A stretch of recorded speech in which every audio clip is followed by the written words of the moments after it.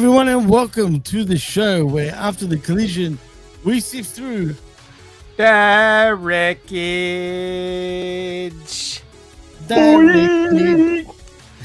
Yeah, boy. I am your host, Jimmy T. He is the best in the world, Jaime Williams. And of course, we've got the magnanimous, the glorious Chabelo Vera Cruz. What's going on, my friend? Welcome back to the wreckage. And fellas, I mean, I want to say it was you, Prof, first. What was Full Gear? Full friggin' Full Blood? What was this? A hardcore match after hardcore match? I mean, what the hell were we watching? What were we watching? We were watching what AEW promotes, what they advertise. It's where the best wrestle. But there's also a little bit of a caveat to that advertisement, Jimmy and Ben. It is where the best bleed. That's the one. That's the false advertisers. They never say they are the best that bleeds all the time. And you know what?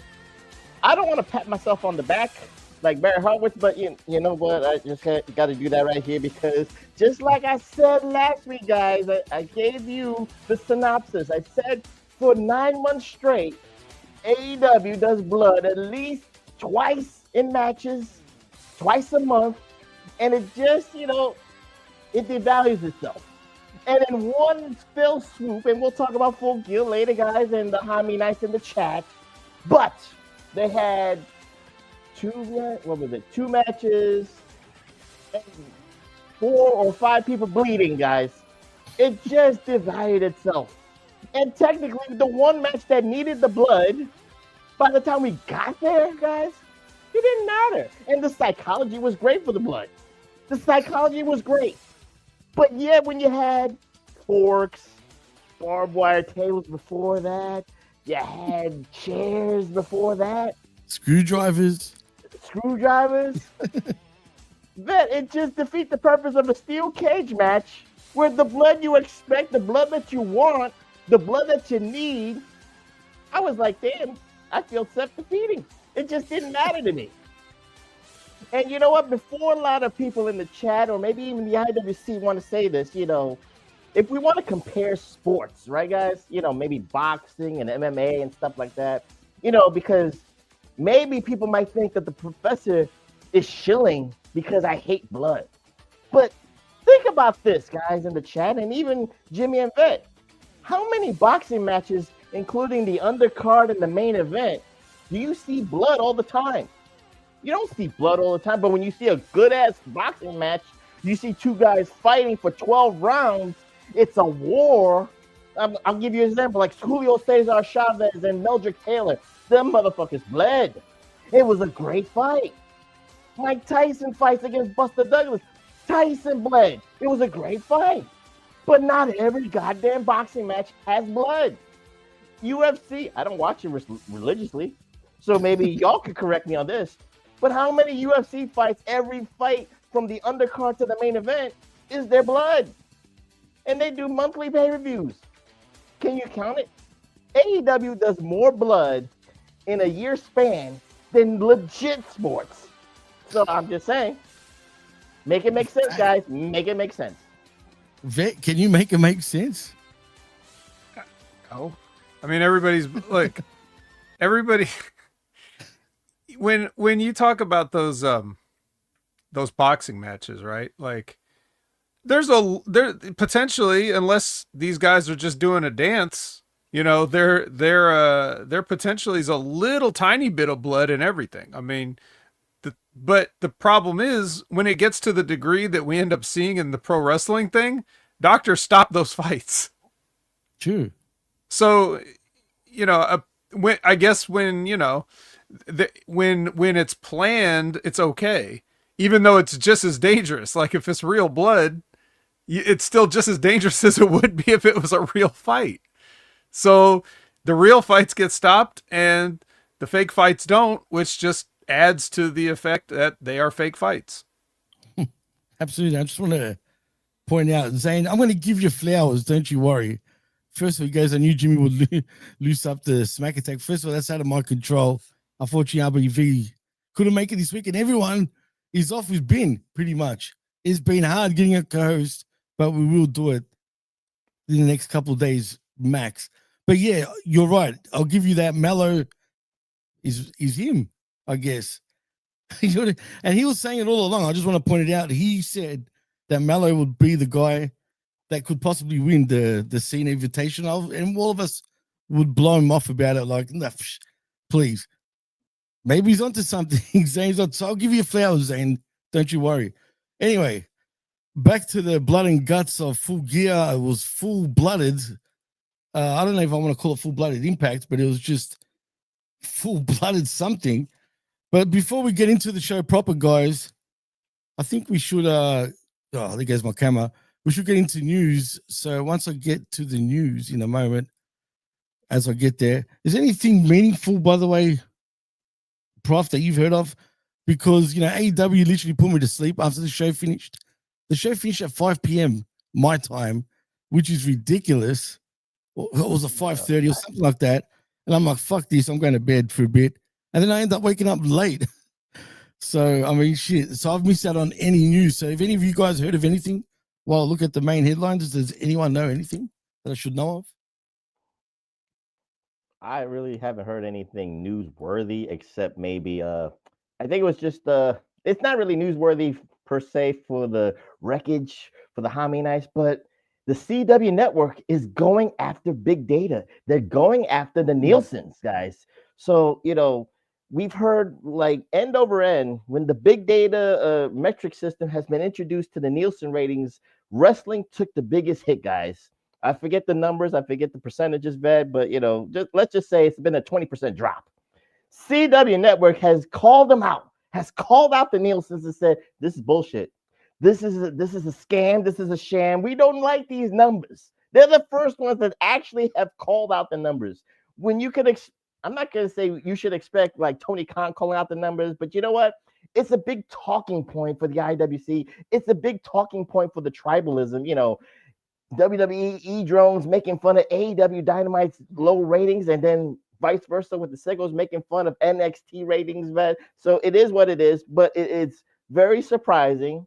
I find it humorous that actually a network has called out these Nielsen ratings, and it's the CW of all people. I thought maybe WBD might have done that.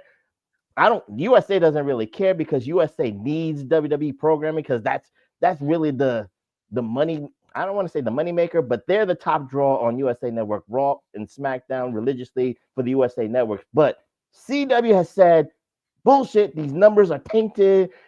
We need an investigation and all that stuff. And now it's them. It's the CW Network. And I think Nielsen's have said that it's a big metric data that, they attribute to a lot of numbers and a lot of metrics. So again, it's very shaky and very hokey with it. So, take it with a grain of salt, but I just find it humorous that the CW Network, which is proud of having NXT on its schedule, guys, but they're the ones waving the flag for wrestling fans and waving the flag for wrestling itself. I'll say this in defense of even both AEW and WWE programming losing those ratings, guys. The wrestling, the value of wrestling on television or streaming services, they offer live content every week for the whole year. Wrestling does not do an off season. They don't take days off, except for TNA when they did that 4-week hiatus, but that's neither here nor there. But you get what I'm saying. They don't take a day off. They don't take an off season.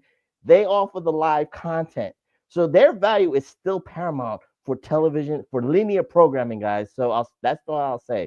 AEW and WWE, TNA, or whatever the case may be, they offer live content, and it's valuable for streaming services, and it's valuable for cable programming. So maybe we should look at those numbers. I'm not saying this is I'm defending wrestling, being a wrestling fan myself. So, the floor is yours, guys. But the numbers don't matter anymore, Professor. I know. I'm just saying. Yeah, enjoy the show. Well, furthermore, besides the fact that, like you said, there's no off season, it's also the fact that it doesn't cost the network, because these wrestling companies are paying for the production out of their own pocket. They have to go on tour. They have to set up the equipment. They have to do all this for the broadcast. So it's a wise investment. But then the investment all comes in the rights fees. And you all know how big corporations work, because you probably work for one. Somebody out there, somebody owns, even if you're at a small business, somebody's going to either own that business or they're a subsidiary of another business. So you all know how it works. They don't pay what they can't afford. So if you can afford to give however many millions or billions for rights fees, that means you're doing just fine and you're getting a return on your investment. The funny thing about the CW being the one to make the call out, whatever that is, because I have no idea the story that you're referencing or any of the stuff about it. It doesn't matter. It's funny because NXT didn't really seem to be affected by whatever everybody else was affected by with these drops. So it's kind of funny that they're the ones making the call out, because NXT has remained relatively static as far as their, the fluctuation is the same fluctuation it's always been. So I think that's kind of funny. But yeah, like in ratings in general, it's funny because of the tribalism aspect that you pointed out as well, where Weird. the fans are using these numbers against each other or whatever in ways that nobody else on the planet does for anything. No one that watches sports is talking about the ratings that they did. The only time you ever hear about how much an NFL game did is when somebody's trying to say, trying to use it to make wrestling look bad or something. You know what I mean? Like they're trying to compare Monday Night Football numbers to whatever. But back in the Attitude Era, when Monday Night Football was on, people just would watch Raw instead if they wanted to. They didn't think about like, oh, well, that was USA's problem to sweat about, how they were performing against Monday Night Football. And Monday Night Football back then was on network television, right? So that's another thing that you have to take into account. Interesting. Yeah. So these everything in all of these conversations, regardless, everything is a matter of perspective. And when you pick and choose the way you want to frame your arguments while conveniently leaving out other data, then, welcome to Earth. You are now doing what everybody does when they need to spin their narrative, whether it's politicians, companies, anybody that's trying to tell you something and make you believe something. They always paint part of the picture, the best part for them. They leave the other paint in the easel, in the little, in the little cup in the easel, and don't paint with that. They just paint what makes them look good, and then they leave you at that, and then the marks will have to fall for that, and then they choose their tribe based on the picture that they like the best. The tribe. Wrestling fans are weird. Let's be honest, guys. I mean, we're all sort of weird, man, when it comes. I'm not saying we are, but some fans are just the CW network, guys, is just full of marks. They believe the hype of the ratings. That's what it is. Well, speaking of ratings and marks, and sticking with AEW and TNA, actually, I'm hearing TNA is close to a TV deal, and apparently they could be joining AMC, I think it was, from what I was hearing. And isn't that a country music channel, if I'm corrected? No, you are that's not correct. You are absolutely not correct. Channel. Why do I think of country music? I know we've got that channel here too, but for some fucking reason it just reminds me. I don't know. I don't watch AMC anyway. The country music channel you're talking about is TMZ. Oh, that's TMC. That's the one. You're right. Channel. No, that's not even right, Professor. It's CMT is country music television. Oh, TMC is the movie channel.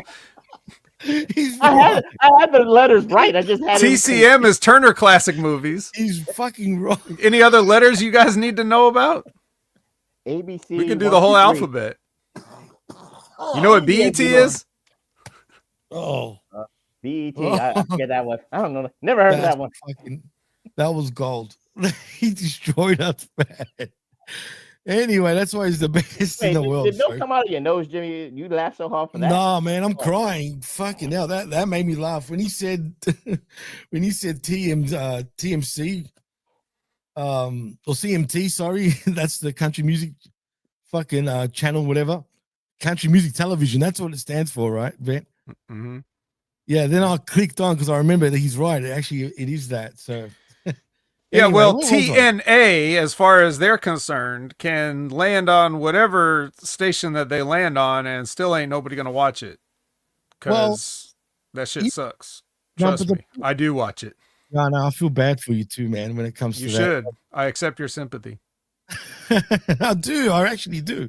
But in all seriousness, what my point was allegedly, apparently, they want to go head to head with AEW, and apparently, Impact could go head to head with Dynamite every Wednesday nights.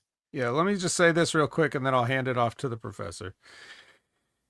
I already talked about this. This is old news. We talked about this on Next Level or something. I don't know. Whatever show I talked about it on. But or maybe I did on the Impact Attack, which is about TNA. But the point is, so if they put TNA across from, what'd you say? AEW, right?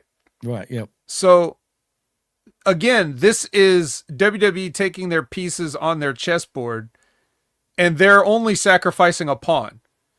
Like, they're not going to risk the bishop or the rook or any quality pieces or whatever. And the off chance that something would go wrong and they would get embarrassed, they're going to make sure TNA does the pawn work.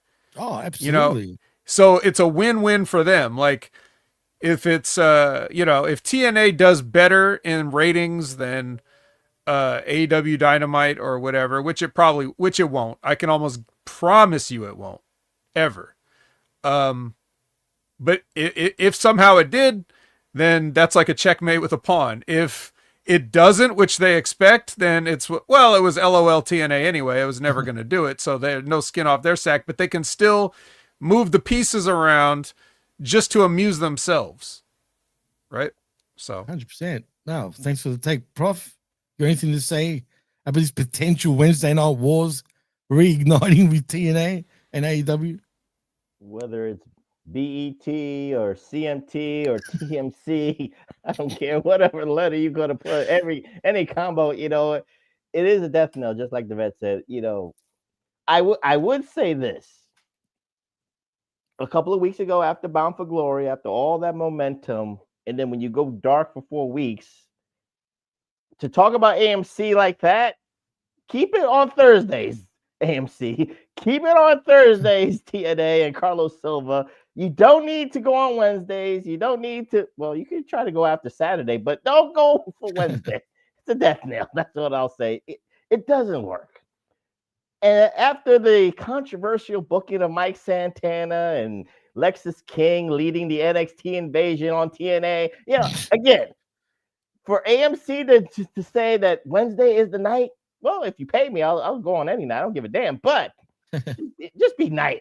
Just be, just with the foresight to know the reality. AEW has an audience on Wednesdays.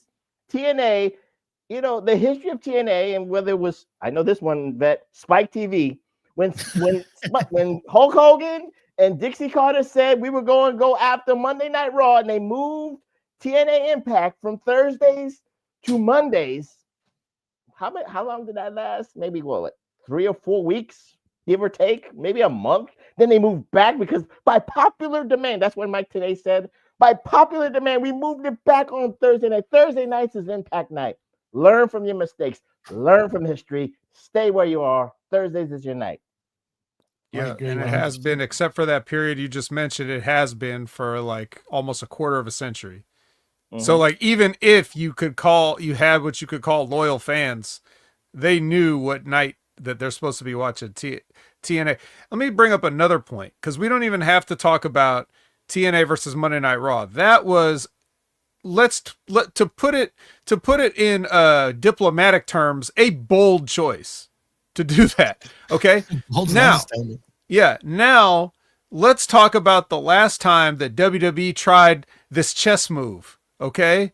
Because NXT used to be a really nice show that was a very, very digestible and entertaining 1 hour program streaming on the WWE network. Boy, And was it. then all of a sudden, for some strange reason, I can't remember what was the shift in the landscape that precipitated this maneuver, but for some strange reason, they decided that NXT needed to be live on the USA Network for 2 hours a night on Wednesday nights.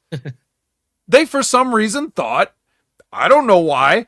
I don't know what could have happened in wrestling. I don't know what company could have come out of nowhere and just started or whatever. And caused them to get a bee in their bonnet to do this. But they did it. And they were summarily crushed week after week after week after week after week, and it wasn't close. Right? So that was cable versus cable, right? And that was a time when, NXT had been hot, but then got exposed because it was what's really good. What Triple H was really good at, he now had to produce like 200% of what he was doing. You go from doing 4 hours a month to, 8 hours a month. And not live too. That was when not live. Right. Right. Yeah. That's quite a workload increase. So it was never going to work even in the best of circumstances. But then you also factor in, you look at the landscape now, right? And NXT does better numbers than Dynamite most of the time. However, they are on network television now on the CW for God knows who watches that, but they are, which means everybody could watch it. Potentially everybody in the world could watch it if you have a television set. You too could watch NXT. Not necessarily, Vet, because I've seen the CW. It's very secular. Even for the numbers that they attract, certain sectors of the country, with whoever has the CW, when it's 8 o'clock on a Wednesday, they don't have, Tuesday, they don't have the NXT. It's not available in certain Really? states. I'm just saying that. Yeah. Why is that? What would I CW? I don't know. Some CW, because I have like the VPN capabilities. The NPV you're talking about. Yeah, NPV. But I can see certain. I have an app that I can see CW Network, and in some instances on 8 o'clock at Tuesdays, they do other programming. It just is legit like that. I'm not even making that up. Is that West Coast because it's on at 5? Oh, it could be that. It could be that. I'm checking. I was checking Midwest. I was checking the central areas and even the upper Northeast. Some places are not available. That's all well and good, but regardless of all the different programming things, it's certainly more widely available, you would think, than anybody that doesn't have a TBS, a Turner channel on a cable package. So I don't know, man. To me, if the bottom line is this, if TNA goes to whatever channel they go to, it doesn't matter what channel, they would be lucky to get 300K for their debut episode. And they will not be able to maintain it. They will struggle to get 200 every week after that. If that, they'll be lucky. Especially if they continue with the shitty product that they're putting on now. Then why do so many people hype up TNA like it's some they don't watch Renaissance? Yeah. Well, Jimmy, think about this. Everybody's talking about TNA, right? Right. No, numbers haven't gone up one bit. So what does that tell you? It's the WWE fanboys that are hyping this shit up. It's true. Or the people that are like, maybe they were watching TNA and maybe they're trying to make some noise like, oh, we eating good now. We got Kalani Jordan. Fuck out of here. The numbers haven't lied, guys. After Spike TV and then when they, I don't know how Dixie pulled this off, but Destination America, when I was like, what the hell is a Destination America? And then Pop TV, the numbers went down precipitously. And then finally, when they found a home, Access TV with no choice, it is what it is. Like Vet says, it hasn't even reached 200,000 in a while. So I remember numbers like 55,000 for a week. on a Thursday for Impact after that. That's after the bad. fact. That is really Yeah. bad. I You mean, can't even you can't even get to like you see what happens when like SmackDown when they were on USA or no when they were on Fox and then they go to Fox Sports 1 for 1 week. You see what happens to their numbers there. Now imagine you move the entire show like from channel to channel. Like you will lose your most loyal fans because they will just get tired of looking. And in the case of Access TV, for example, like when I did have cable, I didn't even get Access TV. Comcast did not carry that shit. oh shit. And so it was regional. Like it depend on your region if Comcast would carry it. Maybe if I called them every week and requested it, they might have added it. I would pretend to be different people or something. Hey, do that, but They'd be like, nah, we're good. We don't need it. yeah, no, that's okay. That's That's okay. Mark Cuban has enough money. We don't need that. So, but yeah, it's the whole thing's a joke. TNA's a joke. What else you got, Jimmy? Well, we spoke on that quite a while. Yeah, and a we little do too have long. a show. But I do want to ask for your guys' opinions on first of all, did you guys listen to the Tony Khan Ariel Helwani interview at all this past week? You No. didn't? No. Just look. Well, I mean, I heard clips of it. You gotta But- check it out. He's full of shit. Yeah, it's the same old stuff. It felt like Tony Khan was a child, and Helwani was like the guardian. You know what I mean? Like this was weird, man. It just felt like he was talking to him like he's a kid. It was just strange, but he's full of shit. I'm not even gonna get into it. Did Tony Khan learn from his mistakes the first time? Because again, Oh, yeah, very much. He handled himself needs- a lot better this time. To be fair here, guys, with Tony Yeah. Khan, he needs public relations lessons. He can Oh, he was because the on. first time he was any interview he has when certain interviewers ask him questions, he said, I can't not discuss that. Well, why the hell are you on? Why you want to do this interview if I'm going to try to ask you those important questions? So Ariel Helwani, I guess, is trying to bring that olive branch back because again, the sickos said Ariel Helwani is a WWE shill. He's a mark and he's getting paid by them. So, well, he's a journalist. Well, he is a sports journalist and he's trying to get the questions that people want to know. So Tony Khan has just got to learn how to be evasive, not saying, I can't talk about that and try to wiggle around it, talk about his product, talk about the people and stuff like that. He did that. Let me just save you some time from continuing because that's exactly what he does. He is too much PR trained because he will answer questions that you never asked for 20 minutes. There was one part where he just wanted him to comment on one thing about the CM Punk thing. And he had to ask him it was like watching somebody whittle down a piece of wood into like a little sculpture or something, like where he just would not let Tony say anything until Tony could just give a yes answer and not start talking about, how great a year AEW's had this year to start every sentence. Just absolutely ridiculous. So he's doing that, like he's trying to do the long way around thing, like you're saying, but it's too much. You could just answer the fucking question sometimes, and he still can't do that. Even when he does do it, it takes 10 minutes. Like it takes 10 minutes for him to get to his answer. And the Hammer put it perfectly. Is it really? Well, it's tap dancing, like the Hammer said, but is it really answering the question or just like rambling and trying I'll to give you an example. This is a classic Tony Khan answer.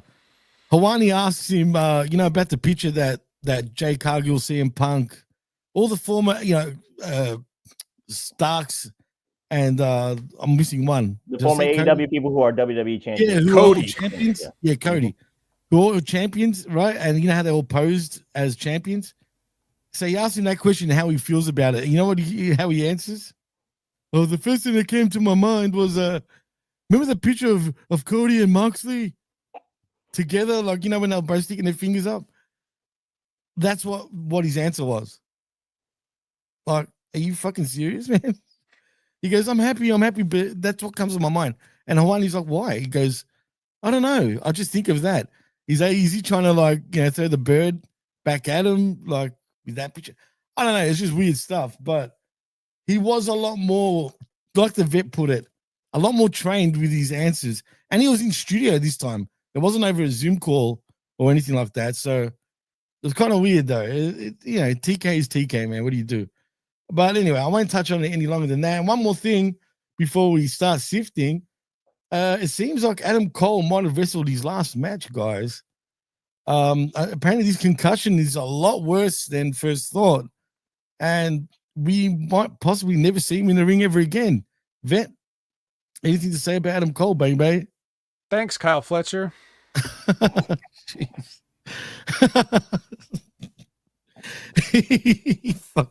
he loves fucking. What else is there to say? No, you're right. But you know what's even worse? He's lucky he didn't see what we saw, Prof. The freaking the screwdriver through the turnbuckle facing up. Dude. Oh my God. Well, not only thanks Kyle Fletcher, but I'll give the more diplomatic Tony Khan rambling but I'll be more abbreviated on that. But Adam Cole, ever since he only had one good moment, maybe two, I'll give you that, being the TNT champion. But one good moment was his debut in 2021. After that, everything else is subjected to the IWC, to the chat here, and to us here in the wreckage. It is what it is on that, because the Adam Cole that Vet and I loved and Jimmy loved at NXT Undisputed Era, baby, and all that stuff, we never saw a glimpse of that in AEW. The reason I say that is because there's one picture, and people in the chat can understand where I'm coming from. When Adam Cole took a kiss from the Young Bucks, I said, this ain't the Undisputed Era Adam Cole. This is the elite pawn of Adam Cole. When he lost to Orange Cassidy, didn't help Adam Cole, baby. The only, like I said, TNT title that he got, and then again, like Vet said, snake bit with Kyle Fletcher. But before that, when he had one good program, one good story, one good feel-good moment in AEW, and that was with MJF, and when they were the tag team and people loved them hugging it out, and we saw the story coming. But Adam Cole forgot his height. He forgot the height of the ramp, and he busted his ankle for 9 months after that too. So he's been snake bit in AEW, whether it's concussions, whether it's through his own faults, and then people laughed at him with, I don't know why. I don't care about his personal relationship with Britt Baker and all that stuff, but you know how, like Jimmy, you said it. Fans are weird, but again, they made fun of Adam Cole, and he was snake bit with his relationship with Britt Baker too. But again, that's his private life. I'm just talking about the public stuff in the ring and in AEW. Yeah, Liz is right. I've never loved Adam Cole, not for a moment. I liked his theme song in Ring of Honor was cool, but absolutely. Yeah. I didn't mind him in Ring of Honor, and I did like his run in NXT, but yeah, his AEW run was just I felt like he exposed himself a lot too in AEW, or AEW exposed him. But anyway, good luck to him, man. Nothing personal against him. I shouldn't say it. I won't say it because it's just me being an asshole. But no one's gonna really miss him, unfortunately. You got good PR training, Jimmy. Just go with that. Just go with that. I will. Well, guys, he said I'm not gonna say it, and then he said it. I know, but no, I was gonna say it in a worse way though. Oh, okay. You know what I mean? But I didn't. So, but anywho, I think it's time we actually start sifting, boys. So, we've got a lot of gloves, or do we have enough gloves at this point? I don't know. We might run out. We might run out. Let's just get it started. Let's just go in. We could go in raw. We could raw dog this one. Rush through this shit. Yeah, because the gloves are just going to get eaten through, and it's going to get on our hands anyway. So we might as well just. Do I need shots, guys? Do I need shots after this? You definitely do. Gotcha. Yes, consult your physician. Make sure you know what's in that syringe, though. Dynamite Collision, guys, on Wednesday. We're doing a combo platter. We're getting a full Dynamite with a little side of Collision. Okay, so that's your 3-hour extravaganza. We're starting off with Lashley versus Ricochet, who Ricochet grabs the mic and he says a bunch of stuff, and then they have the match, and the match didn't last as long as Ricochet's promo. Bobby Lashley wins, and what was the point of this? This was for the entrance into the Gauntlet Battle Royale. The Casino Battle Royale.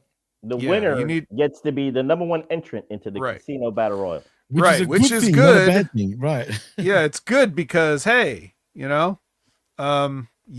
could end the match immediately if you're that good. And if you're Bobby Lashley, You should have, but from what I read of the results, he did not. So I'll let you guys it was a great match. deal with that. Once we get there. Any thoughts on this opening contest, guys? And not really for me, because I've still got Full Gear more fresh in my mind. And I don't want us to drain it for 10 hours on this show. But Right. Prof, do you have anything to say about the match particularly? I just want to ask Vet, as the wrestler who's been in behind the scenes and all this stuff, for television purposes and stuff like this. What Ricochet did felt like a long Iron Man match with his promo. And like you said, funny, sarcastically, but funny too. The match didn't last that long. He got jobbed out. It was like Bobby Lashley against the Brooklyn Brawler, Bobby Lashley against Barry Horowitz and shit like that. But for a guy like Ricochet, and again, Vince McMahon said, you know what? I don't see any value in you talking. And he kind of just kept it in the ring and kept his abilities and he accentuated that positive and hid his negatives. Now, in AEW, you get free-flowing, creative freedom to do what you want. And again, I'm not saying that Ricochet being the heel, he needed to be the heel, guys. Don't get me wrong. But still, that promo, I'm not saying it put me to sleep, but it just rambled. It was a Tony Khan, answer to an interview. He rambled on, talked 20 minutes and sidestepped. That's not good for television purposes, man. I'm just saying. Yeah, he did rant. No, it's very good for television purposes, and it's good for the live crowd purposes, because essentially what that was anything he would have done in the match. So if you just start the match and ring the bell, Ricochet, whatever little offense he would have got in on Bobby Lashley and stuff, you've seen that 1,000 times. You don't care. Let's not pretend that anybody cares if Ricochet flips at Bobby Lashley for 3 minutes or whatever. But him doing that makes everybody want to see Bobby Lashley kill him, and then Bobby Lashley does kill him, and it doesn't take very long, and everybody's happy with it. That's the entire idea of the segment. You could take Ricochet out of the equation if you don't believe in him as a talent. You could put any heel in that spot. That's what you would do in that situation. We're only getting this much time. This is a way. You know who I hope watch this? But Vet, can I retort for a second? Because Please. my pushback on that is that what Ricochet was saying makes I don't want to call it the casual view, but you understand. I'm just saying the television view. Everything you said about the live crowd, it's spot on. I'm not disagreeing. I'm just saying for the television viewer, I got a remote, I got options. I want to change the channel because he's still rambling. That's the only thing I'm trying to say. Yeah, but you didn't stumble upon AEW. Okay, let's just quit playing with that. Everybody knew what they were there for. So for the wrestling viewer on television, it's the same thing. You're like, God, is this guy ever going to shut up? And then Bobby Lashley gets him and you're like, finally, shut him up. You feel good. It's happy. Yeah, that's the whole point of it, though. True. Yeah, Ricochet's a genius. So that's what I was saying. What I was going to say was who I hope watched this and learned a valuable lesson, even though I'm sure they'll never get to apply it, is Miranda Alizé and Nixon Newell. I hope they learn how you maximize your minutes on TV time. This was a perfect example of that. Joe cuts another promo with Katsuyori Shibata there also. He doesn't really say much of a promo. I think he just goes, or something at the end. But Joe does the thing he does where he uses, expensive sounding words in his promo and his menacing voice. It's the Samoa Joe special. But Shibata dropped his gimmick of having that voice box talk for him. I missed that. He's a heel now, Prof. He's a heel. I need a heel voice box now. You keep it consistent. Yeah, like a real menacing sort of villain. A real menacing voice from the box. 90s. I'm gonna get you. Now. Like a 90s villain or some shit, right? Yeah, instead of the female voice, Yeah, it's like I break you or something like that. Dolph Lundgren. Yeah. From Rocky 4. Okay, so Renee asks the Young Bucks, guys, seriously, are you going to join the family or what? And of course they do the thing where that and then Don Callis cuts her off and says, don't answer that, guys. I know you're going to give your answer tonight or whatever. And then he gives them the big intro, the Hechicero intro, but with the Young Bucks. Does all that. It's the Bucks and Josh Alexander versus Skyflight. And, I'm sure by the end of this match, when Josh Alexander slaps that ankle lock on Dante, it reminded Dante of another time when his ankle was twisted all the way around, and he probably has some PTSD from that. But anyways, that happens. And then Don Callis sets up the big announcement, like, okay, you guys are going to announce that you're in the family now, right? And then Kenny Omega hits the ring and gets his ass kicked. And then they get on him, and he's like, okay, I know you guys didn't want to announce it with words. Now you want to announce it with action. So you're going to hit the BT trigger on Kenny, right? And then Jurassic Jungle shows up, and, the Jack's got a snow shovel, and everybody runs away. Did I miss anything, Professor? No. I don't think you did. I'm just trying to, again, we're going to talk about Full Gear later, but I'm just trying to say, how do fans, maybe it's the sickos, it's just not me, because I look at it from an overall scale. How do I feel empathy for the Bucks after all this stuff? They were rich snobs, they were EVPs, making lives a living hell, and all of a sudden, because they're broke, I'm supposed to feel empathy for them? Oh, I'm sorry, because Don Callis is the ultimate antagonist, guys. I get it. Wrestling 101. So a bigger dick makes me feel sorry for the smaller dick. That's what it is. I get it. Bet you're right. Stupid. It's wrestling 101 right there. But again, maybe I'm just looking at it like I've never felt empathy for the Young Bucks as a face. I've never felt empathy for the Young Bucks as heels. I just watch the match for what it is. They try their best. I give them A for effort, but it just never sells me. Yeah, no, I agree, man. You're right. It is what it is. You know what I mean? Vet, why you like for all the inside referential self-aware stuff that the Young Bucks have done, that's sold them some t-shirts in their day, but really hasn't done anything to help the business at all. Are they not self-aware enough to understand what's going on with them right now? Like that nobody cares who they are or what they're doing? Like, do you think that they're that self-aware? Or do you think that they realize that they've painted themselves into a corner where nothing they do will be any kind of satisfying? I'm going with the latter, actually, especially considering what happens at Full Gear when we get to that. I totally think the latter, man. 100%. Okay, well, Renee is with the Babes, and they cut a promo. Feel the wrath of the Babes or whatever. Tony Schiavone speaks about Bob Caudle for like a one brief moment of not foolish circus cartoonishness on this show. Like, he just says some nice things about a man that he worked with many years ago. And RIP to him, by the way. Yeah, the great Bob Caudle. Shelton versus Speedball. All right. So National we know. Championship. Yeah, who's gonna go in number 2? I wonder. Yeah, exactly.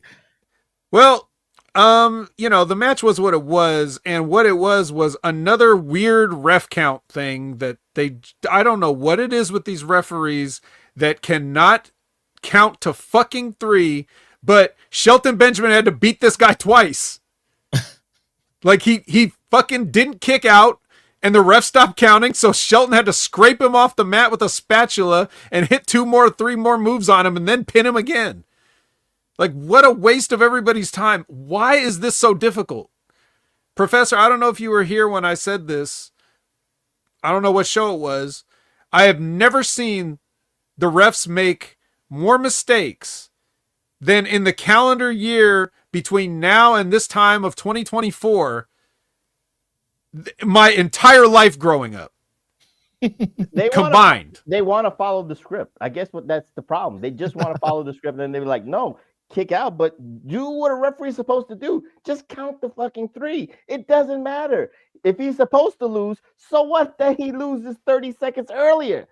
Speedball wasn't going to get the number 2 slot. We know that, because for storyline purposes and the intrigue, that's a good word, boys and girls. Intrigue. We want to see Bobby Lashley at number 1 slot. We want to see Shelton Benjamin at the number 2 slot for the Casino Battle Royal. It is what it is there, but then the referee, it's a very important job. I wanted to be a referee. I don't know, Vet, you knew this. I always wanted to be a referee. I knew that.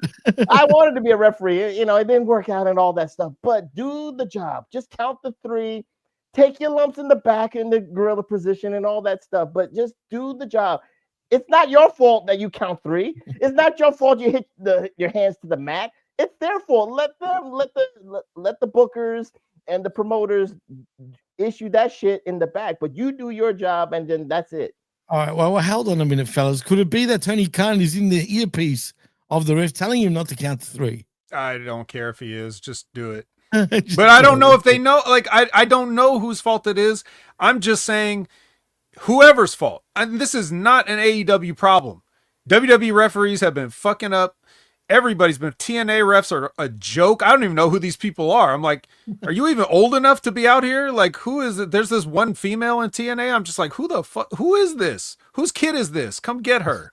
Like, there's no. But at least, guys, remember that great series that broke the 4th wall on Netflix, available. WWE Unreal. We know that for the referee, like Chris Parks is in their ear, or any producer working the match is in their ear to say to work on your timing, work on that cadence and stuff like that. So I wish we knew who those people are. I don't think it's Tony Khan. I think it could be a D. Malenko. It could be, I don't know if Jake Roberts is going to be behind the scenes or something like that, but you get what I'm saying. But D. Malenko, I know from fact, he's got to be a producer there. So no, he is. He actually is a producer there, and he's got Alzheimer's.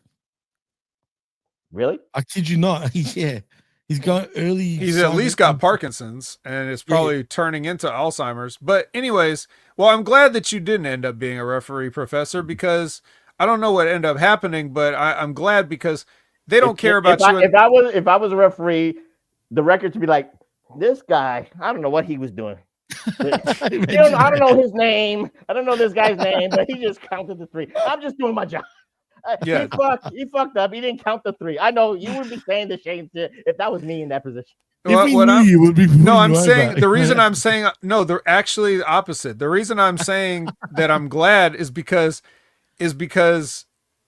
they don't give a fuck about the referees, and they wipe their feet on the referees, and they're like second-class citizens, and nobody should be deserved to be treated like that because they're all part of the show. I'm sure Charles knows what I'm talking about.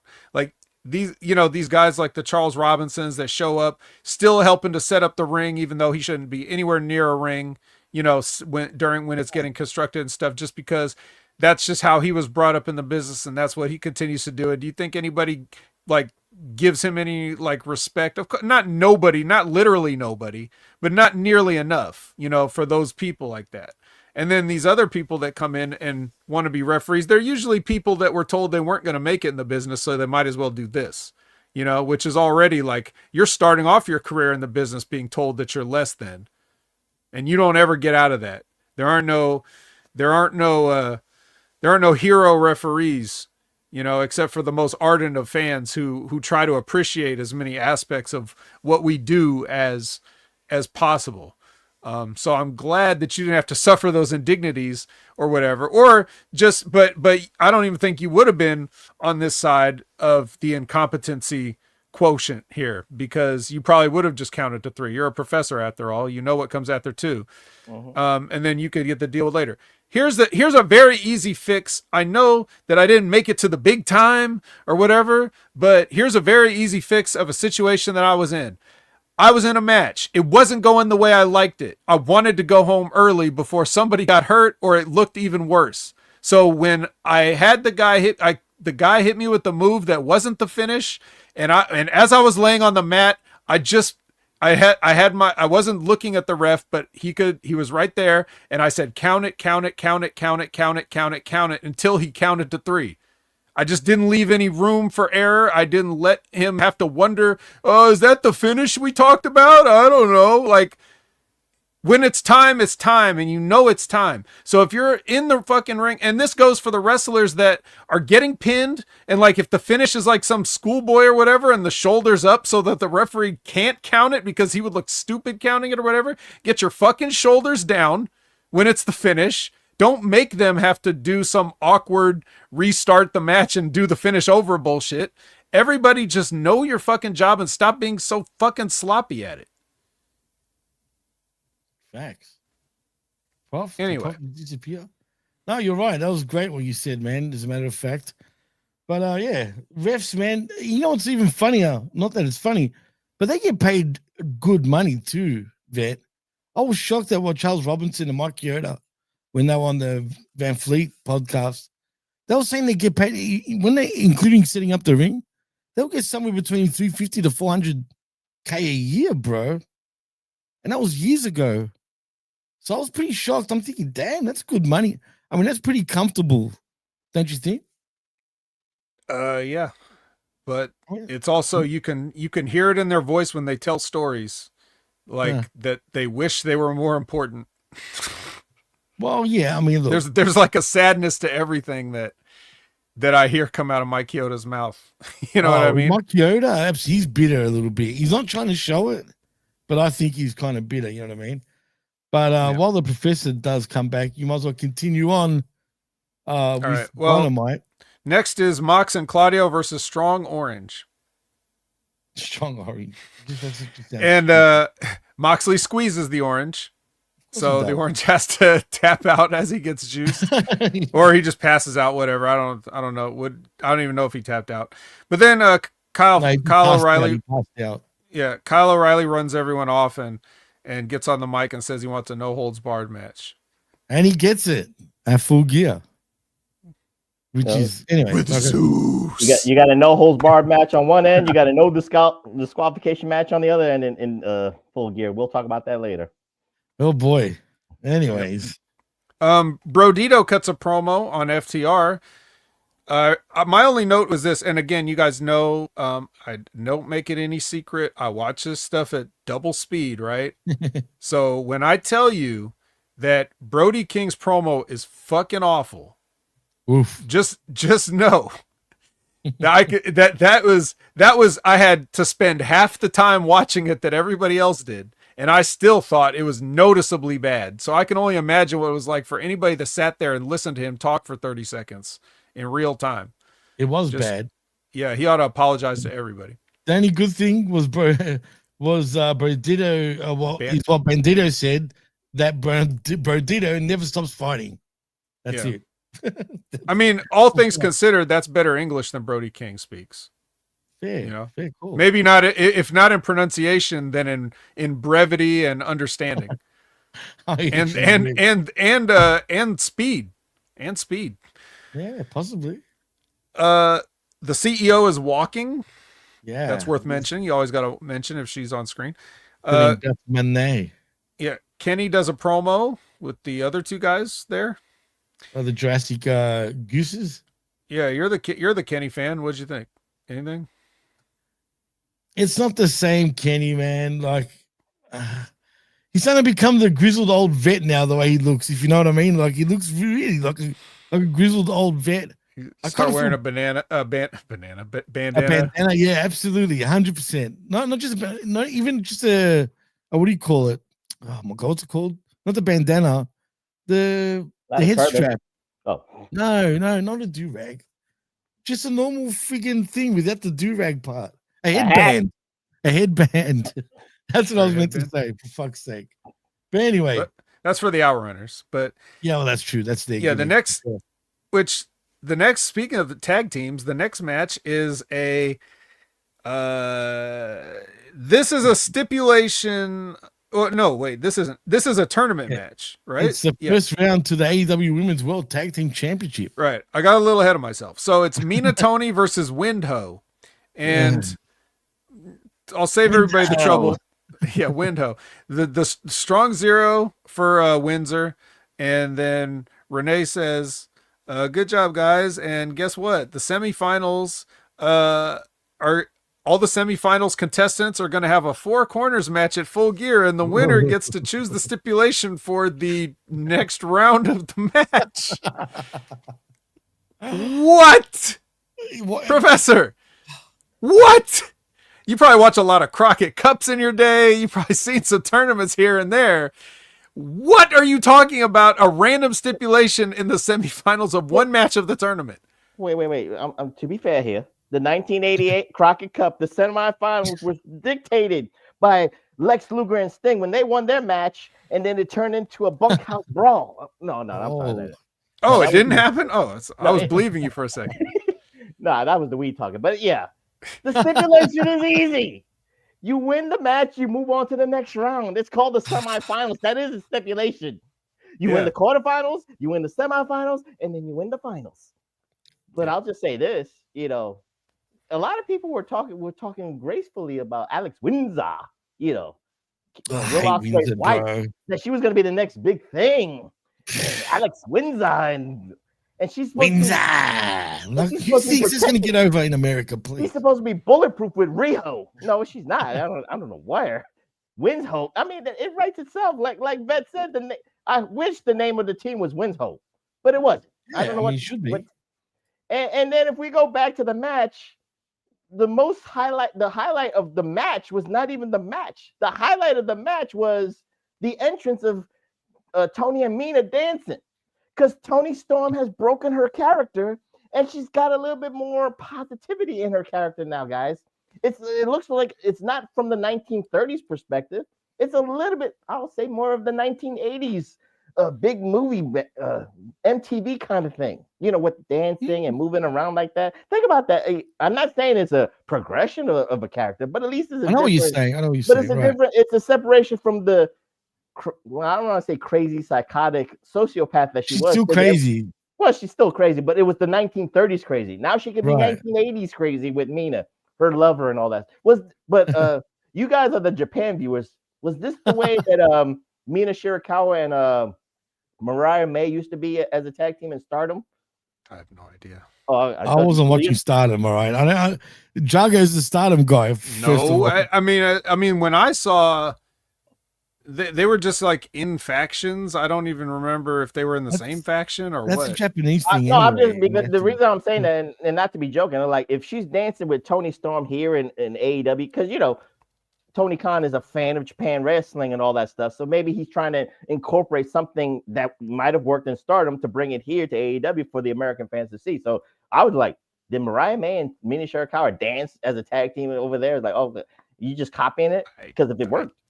Yeah, I don't think so, but yeah, maybe it's just something new that they decided to do to change things up. Jimmy, there's a comment you put up there from somebody. I can't see it in my chat. I don't know. It's about the reasoning of why they wanted to have a stipulation in the match. Because I can't see this for some reason. He wants to punish someone. That's why. Okay, but you know, what if they lost? That's my point. Sure. Like I can understand, you know, if I'm looking ahead to where the booker is going and I can say that, then yes, I can understand why you're adding it. But I'm saying, like, why in the psychology of the wrestling and the booking and stuff would somebody just agree to do that? That's what I'm trying to point out. Because they all, well, I don't want to say it. It just is. Well, no, it's a rhetorical question. Right. I'm pointing it out in the form of a question. The story writes itself, Jimmy. Put it this way. We saw what happened in Blood and Guts, and now the same ladies that are involved in the tag team tournament, they can get their revenge on. Beat them in the tournament, so this way you can become the inaugural women's tag team champions. That's the best revenge. That's the start of the best revenge tour. And then you get your revenge, defending the titles, creating stipulations, quote unquote, and all that stuff. Right. However, the problem is with that is that because everything else has been hot-shotted with blood and guts, simply winning a title isn't good enough for revenge anymore. Yeah. So, anyways, Alicia is with is that Jimmy? That's from the PWC chat, huh? I was gonna say write to that's him. why. That's I why was literally writing to him right now. Like, what? I only have the HMG one. Sorry. So Alicia is with Callis, Fletcher, and Briscoe. They've agreed to no physicality, so that's very nice. They each do their little promo or whatever. Then Okada and Hechicero did not agree to no physicality, so they beat up Mark Briscoe, and Okada says he's happy to help because Takeshita couldn't. So just one more little shot there, furthering that whole thing. Pac cuts a promo. He says he wants this match with Darby to be no nonsense. No blood and guts, no weapons, no whatever, just a wrestling match to prove who's a better wrestler. Okay, we'll see about that. I'll leave that to you guys. But Joe Vet, comment. but Vet, Joe's on.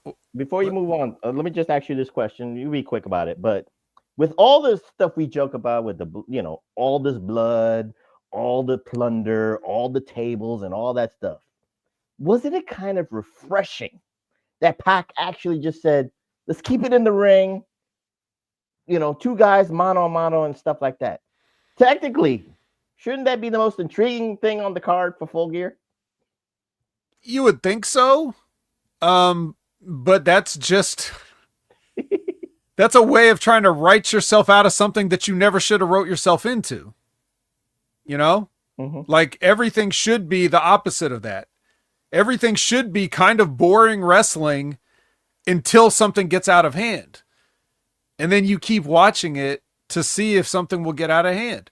It's like watching hockey, right? Like you kind of hoping for a fight, but if they start throwing gloves before they touch the puck and then they never play the game, you're going to stop watching hockey eventually, because there's entire sports leagues that do nothing but fight. So why would I want to watch fat Canadian guys do it on skates?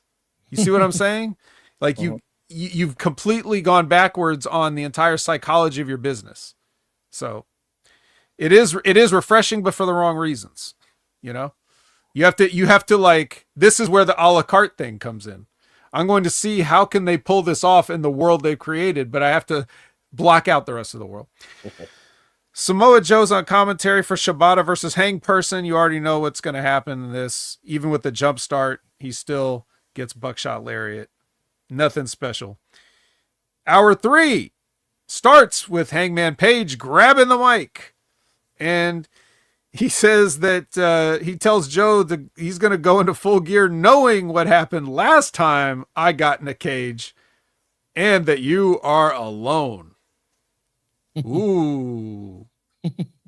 So last time you got in a cage, so Samoa Joe's going to drink your blood? Is that what you're saying? I don't know. I'm not quite sure what he's trying to say with this. I think Hang Person was just trying to get these zing. It's funny with the Hang Person promos. I don't know if people really realize this, and even in the chat, like he's trying to put these zingers and one-liners out there, so he could get over. We can see that he's trying to get himself over with these zingers and one-liners, but it just doesn't gravitate to me. He needs to just keep it basic, keep it simplistic. I'm going to beat you up. You're going to be in this cage. You can't beat me straight up and stuff like that. But I think he even tried to, I don't know if it was this past Dynamite or a couple of nights ago, he was making references to Samoa Joe. Remember that WrestleMania where he was in a raincoat doing commentary? I mean, what's the point of that? Yeah, that was WrestleMania. Yeah, but what's the point of that? That's the zingers. That's just for a cheap pop right there. Like, it has nothing to do with their history, has nothing to do with the match coming up. You're going to go into supposedly an embarrassing moment for Joe at WrestleMania. It has nothing to do with Hang Person, because he wasn't even in WWE at the time. So it doesn't matter. That's the problem I have with Hang Person. I think you could take Samoa Joe and Hangman's promos, take those promos, if you wrote them all down, I think you could craft a vocabulary test off of those promos, and I don't think that 85% of their audience would pass that vocabulary test. Probably so, yeah. But you know who has no good vocabulary? FTR. They do a promo here. Professor, your thoughts? How dare you, first of all. Never say that to me. Well, you might regret it, actually, Vet. You know what? I know where it's going, but I'm just asking Professor how he thinks we got there. We got here because, again, they have to carry this company on their backs. It's hard goddamn work for this one of the greatest tag teams in the last 10 years, in this last quarter century. Again, I'm not biased. I'm just calling out how I see it. It is what it is. But FTR has got to carry bad booking, bad writing, bad refereeing if it happens. But again, they just have a lot on their plates. That's all it is. Mm-hmm. And it's so hard they had to add a Stokely. They couldn't do it on their own anymore. Of course. Yeah. All right. Mega Fear versus Ty J. So this is also a tournament match. And, long story short, Anna ends up sucking them titties. And Mina and Tony get on there and do a promo also. So. And just quietly, there was a famous moment that broke the internet, Vet, with Mother's Milk. With that finisher. I think you know what I'm talking about, Prof. But that ass shot. That should be the new logo for AEW with the Mother's Milk and Anna Jay's booty right there.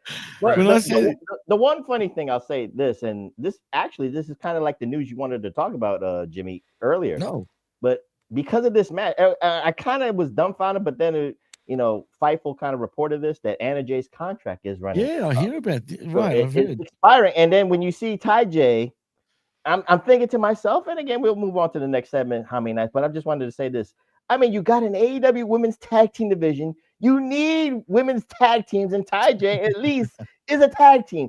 Maybe, hopefully, Tony Khan will come to his senses and re-sign Anna Jay, so this way Ty J could be one of those top contenders in the near future. But why? Again, pay her the money. You need her for this division because, again, you don't need... Anna Jay is not going to beat Mercedes Moné for the TBS title. Anna Jay is not going to beat Chris Statlander for the AEW women's title. So you got titles for her. You got titles for Ty Mello. Use them where they're needed the most, and that is the women's tag team division. That's just me. She's just eye candy for AEW, really, and even WWE. If they brought her along, it's more her looks that's going to get it further than anything else. You know what I mean? I feel, but that's just me. God, can you imagine? Can you imagine her being on Raw or SmackDown with that? Oh my God. No. Yeah. Do you think WWE would be interested in there though? Honestly. Only if somebody that works there is. Yeah, I can see. They're not interested in trying to make money with her, that's for sure. She's absolutely terrible. Not. She's absolutely she terrible. Is. And the other one they already had and kicked her to the curb, which is why she's here now. Worse. I find it way worse than even fucking Jungle Boy's misses, you know what I mean? So but she's been through NXT, so that's an indictment. That's a serious indictment. All right, so they do the promo. The Bang Bangs do a promo. Bang. And then we get randomly, I don't remember seeing much about this, but randomly we got Mascara Dorada versus Kazuchika Okada, which just sounds like a limerick or something getting ready to start. It was a double Jeopardy match. Right, I know what it was. But I was like, did they set this up in any kind of way other than wasn't this the guy in the triple threat with Okada and Takeshita? Mm-hmm. Yeah. So other than that, Dorado, whatever his name is. Yeah, that's the tangential relationship that we just had to have this match now. So, okay, so it's double Jeopardy. And what I wrote was, this is the first time I've watched Dorada closely in a while. I mean, he's always been on in the background, but I haven't seen a Mascara Dorada match in years, and I actually paid attention to him for a while. And hold on, I'm not trying to be funny, but Zayn with that ass, you talk about Okada or Dorada? No. He's talking about Zayn's behind. He's way behind. See what I did there? Literally way behind. Okay, yeah. He's still talking. He thinks we're still talking about Anna Jay, and he had to put the hash brown down. I just want to make sure, guys. I just want to make sure. Yeah. So in all those years, Dorada sucks. Like he hasn't improved one bit. If anything, he's gotten worse. I don't remember him being this bad. Like he can't lock up, right? Like he was when he locked up with Okada, he's doing the one thing with his other hand. Like his other hand is open. It's supposed to be on the back of the guy's neck, and his hand is just open. So what could you possibly do? If you were trying to push back with a guy, your arm would just slide over his shoulder. Like there's no... I know they don't give a shit about that stuff in Mexico, apparently. Anymore, right, but they just don't care. Apparently, whatever. He fell off the turnbuckle, just trying to do a move. He just slipped off. He went for a 450 that he was supposed to miss. I think he was going to do the thing where you land on your feet or whatever, but he just ate shit. He just straight up ate shit. And Okada was like, oh, damn. You would not know how much stuff went wrong in this match that Okada covered. But even he couldn't cover everything. There was another spot where he wanted to do some like jump on the ropes, jump backwards onto him, and he just didn't make it. Like he just didn't almost make it. Okada had to like figure out where he was to try to get the stupid spot off. I'm sure he's a nice guy, but he probably was just like, what is wrong with this fucking dude? And then at the end of the match, he almost died doing God knows what. I don't know what that was supposed to be. I think it was supposed to be he's trying to do a top rope Frankenstein something, Hurricane Rana something on Okada, and Okada's not taking that bump. So he went to turn it into like a power bomb thing. Yeah, power bomb. But then Dorada rotated almost to his face. He rotated almost to his face, and he almost died. Like he barely didn't die. So I don't know. Anyways, Rainmaker. So Callis announces that at the Tailgate Brawl it's going to be Okada, Hechicero, and Takeshita. And Okada gets sad when he hears that. And they're going to challenge the Sky. What's their name? Sky Team. Sky Team. Yes. Sky Team. They're going to challenge Sky Team for the CML Trios title at the Tailgate Brawl. So, guys, what are we going to do with Mascara Dorada? Maybe he confused the excursion Okada. You remember those years ago where Okada had to do that excursion in Mexico and TNA and all, and maybe he thought that was excursion Okada. Okada has already built his rep. Dorada is stupid. Let's be real here. Dorada is stupid. Okada is a made man. And like Vince said, you're like, wait, I ain't doing this shit. He probably just said, no thing. I ain't doing anything. I'm just like, nope, do something else. Plan B. This is where you need the referee. He tried. He tried, Jimmy. He tried. And Okada knows lucha. That's not the problem. He does. He started. Right. He started in Mexico. He did. With Toryumon and Ultimo Dragon, right? So it's true. He definitely knows lucha, and he's worked with luchadors many times. The problem is Dorada. I don't know how this guy got to be the second biggest star in Mexico, because he fucking sucks. Or at least he just had a bad night. He had a really bad night here, and he had it with the best wrestler on the planet. I don't know how that happens. To me, Okada's starting to look a little more stressed every week, man. Or is it just me? He's worried about Takeshita. That's what. Well, yeah. I mean, yeah. He's playing that body language image. No, he's good. Right. He's actually really good at doing that. He's like pissed off, and he doesn't. And you actually, we'll talk about this with the Full Gear. He's pissed off at Takeshita. He's probably like a little bit worried about his spot and all that stuff. And Takesha's the young guy, the young lion coming up, and Okada's the old guard and shit like that. It's playing out, Jimmy. The young lion. The age gap is not that big between the two of them. Funny enough. I'm just saying. He's like 33, I think 34, as in Takeshita. And what's it called? Okada's like what, 38, 37, 38? Yeah, he just turned 38. Yeah, so it's only like before you get. But that's 4 hard years in wrestling, Jimmy. You got to understand. Oh yeah, absolutely. In terms of body, wrestling, for the mind, yeah, for sure. Well, I mean, the blow-up dolls that Takeshita was wrestling were soft, so that's. Anyway, so Renee says she's back there with Dark Sky. Yeah, and Dark Sky or Triangle of Madness. Or the Sisters of Sin, as they're known in this incarnation. And Renee says with a straight face, and I quote, "Sisters of Sin, you'll be meeting the Babes of Wrath in the semifinals." That's just a funny sentence. I'm sorry, no other notes. 10 out of 10. Yeah, they said some other stuff. It was bad though. Don't listen to what the Sisters of Sin said. If you didn't see it, don't go back and watch it. Just remember Dark Sky as you would, either bleeding or with her ass out, or both. And then blue just quietly. Yeah, Dark Sky.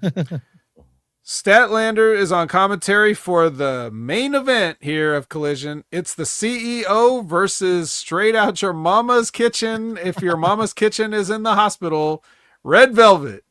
She's stirring it up. She's stirring it up, guys. Remember that. She's stirring it up. I mean, yeah. Yeah, well, she's never going to, after she ate that top rope lung blower, I don't know if she's ever going to eat solid food again. Yeah. Mercedes makes the interim belt the official belt. So she's not adding a belt, just solidifying a belt. And then she puts the statement maker on Chris Statlander after Chris Statlander tries to get cute and physical with the money. Money. Yeah, I have nothing to add. Obviously, this is the greatest match of all time. The best. And the right person won. But anything else you guys have to say on this episode of Dyna Collision? Dyna Collision. I like it. Well, you go first, Prof.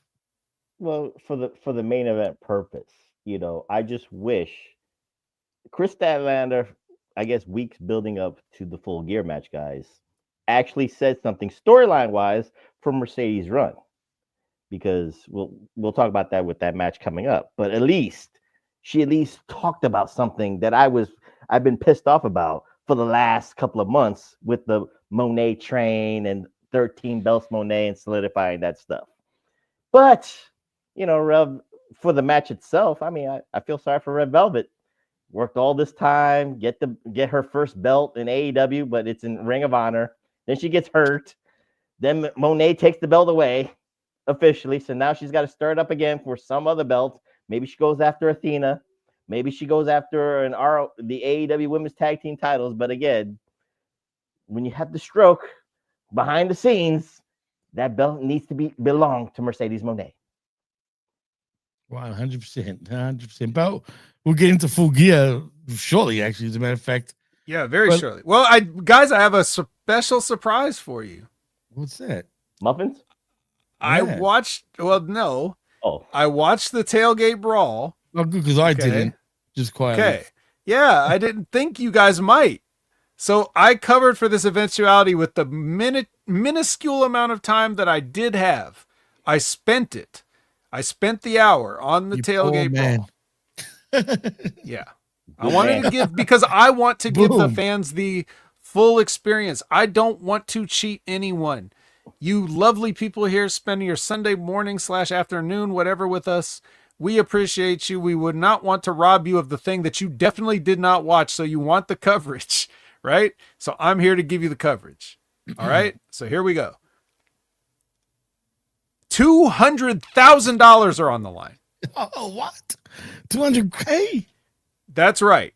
No. Almost $250,000, but for some reason, not quite. The Outrunners versus the Learning Tree versus the Acclaimed versus the Bangs. Okay, there's your 4 teams. Dalton Castle is on commentary. This is all-star packed. You couldn't get better than this. At the end, of course, Anthony Bowens and Max Caster are still not getting along, but they do realize that the metrics are in their favor when they are teaming together, even when they lose, because what happens here is Anthony Bowens getting a little bit distracted. Well, actually, he wasn't even distracted. It's a 4 corners match. It's a 4 corners tag team match. All kinds of chaos could break out. So Anthony Bowens had the huge task, literally, of getting Big Bill the fuck out of the ring so he could win. And then after he accomplishes this titanic feat that even Hercules in his labors would say, wow, this is better than anything I did, Anthony Bowens actually shit cans Big Bill out of the ring, but from behind comes Juice Robinson with the schoolboy 1, 2, 3 and the guns up, the Bang Bang Club gold bullet thing. Are they bullet anymore? $200,000 is what they are. You can buy a lot of bullets with $200,000. A lot of bullets, as a matter of fact. Yeah. And don't forget, the most important part after all that, Vet, was that Juice humped the bag full of $200,000. Professor, if I you could heard read about my that, actually. phone, I'm gonna screenshot this and DM you this. I believe you. Okay, I'm gonna do it live. Okay, there's the screenshot. Okay, and I'm gonna send it to the professor. Okay. Guns up. He went guns up. Actually, Pro, is that No, what you he's gonna said? just see this clip of my notes. No. Let's see. Where is Professor here? Where is Professor in my list? He would here? 100% wrote that down. No, I believe it. I just wanted to point that out in for the the vet way. Yeah, but what are the odds that you would want to point that out, right? Like, and it's something that I made a note of. I mean, we look at this match while Vet's looking for PW Hustle PRS. Yeah, go ahead. Give your thoughts on this opening contest, $200,000. 200,000 again. This is Crockett money, Jimmy and Vet, and all this stuff. But the one thing I want to say is Dalton Castle on commentary how many nights was gold. I actually liked it. You know, he was saying that we really need this money. The Outrunners really need this money because they made some horrible, Jimmy, and horrible, I mean horrible with the W, because they made some bad investors in Myrtle Beach, South Carolina, which is an homage to a Midnight Express. Story. No, I know the story. It's an homage to a Midnight Express and Sweet Stanley, because he used to go to a lot of whorehouses in Myrtle Beach, South Carolina. So that's where that joke comes from. So you have to be a very hardcore fan, and I got the message, man. I see it right there. But that was one of the things that popped me. And for the story of the Acclaim, whether they like each other and they don't like each other, the power of the scissoring. It was so close, Jimmy. Because it was like they wanted to do it, but but Bowens is very, standoffish. He doesn't want to commit to a full scissoring. He doesn't fuck on the first night, bro. No, he does. You gotta spend more. But that's what 200,000 was for. You gotta spend money to do the scissoring. That's what it was. But it is what it is. The learning tree, I feel sorry for Big Bill. I think, if this doesn't make him like break away and kind of like do his own thing in the single, you got the TNT title, you got the AEW national title, you got titles for Big Bill to go after. I think it just is perfect time for the learning tree to like split up and do their own thing. But it was an enjoyable opening match for Tailgate. Yeah, it seems fun there for sure. I got nothing to say because I didn't see it. So yeah, that's fine. That's fine. And now the professor has my notes, he can just do the rest of the. No, I'm just kidding. So Paul White comes out. He's going to do commentary on something in a minute, but first we're going to get Joe's promo. He's got a bunch of indie dudes wearing op shirts, and this is all in response to, remember when Hang Person said, "Hey, you're going to be alone in the cage with me." And he's like, sure, "Oh, am I? Am I really? Well, look at these indie guys I got. Look at these locals. I gave them all shirts. I gave them my merch. So you know what they're going to do for me for a free t-shirt?" Is basically what his promo was saying. I could have sworn those same ops guys were actually Monet's guys too. I'm sure they were. Probably were. I could have sworn. Yeah, I didn't see, but I'm sure they were. Right. Okay, now, Jimmy, I'm sure that you're glad you missed this. I hope I am. And I'm mad that I didn't. Yes. Boom. But holy cow. Yeah. RPG Vice. To be fair, I saw it with you, man. I was there. I saw it with you. I know. We both saw it. And disgusting. I don't think we feel any. This is like trauma bonding here, I guess, after what Professor and I went through, we'll always be, like, you son of a bitch. Yeah. So no, not that. Maybe not there. Maybe not there. Jimmy's gonna come in off the side and knock me out of the ring before I can. So the Fat Family and QT Marshall and Aaron Solo for some strange reason. I don't know why he's out here. Whatever. He get released? I'm pretty sure he got released. I don't know, but like, what would he be doing? He must be on Ring of Honor all the time. Cause fair point. But he's just out here in a shirt, like, yeah, I'm here. I still work here. Yeah. It's weird. He was only ever known for being Bailey's longtime boyfriend. But he's not that anymore. So I don't know why he's here. Don Callis and Paul White bicker at the desk, which is kind of, it's a little bit entertaining, I guess. Callis is cool. He's all right. There comes a spot where Trent pie faces the taller fat kid, and he takes a bump. Cool.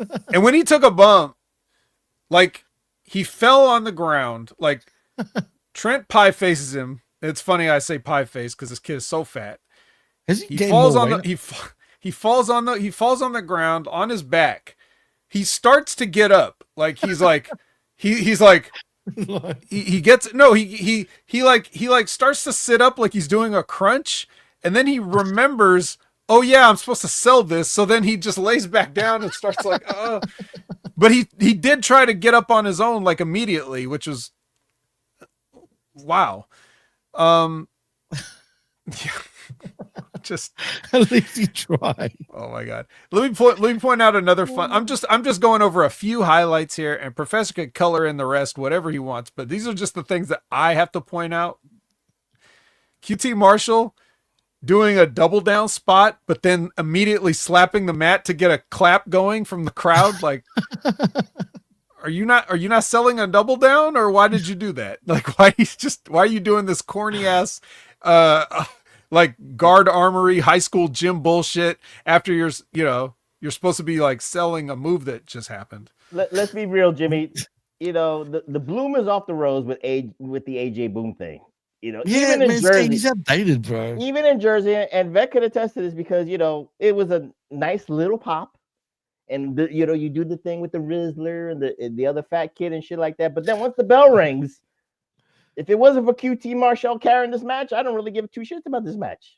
It is what it is. I don't know why they continuously bring him in for just because it's business. He's the only person that will lower himself to do this. He's the only man with no shame. And yes, he's holding it together, but that's like when you should be using like brick and mortar and you're using popsicle sticks and chewing gum.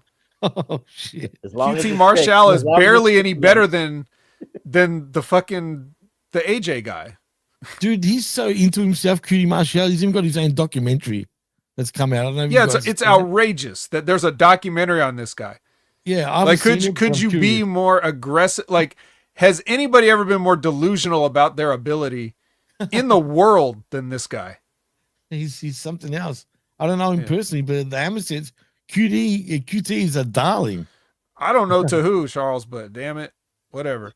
Anyways, yeah, over the moon. I've never heard a word come out of his mouth as a promo or as a shoot that didn't make me just want to, he can be pie funny face him, in I guess. skits.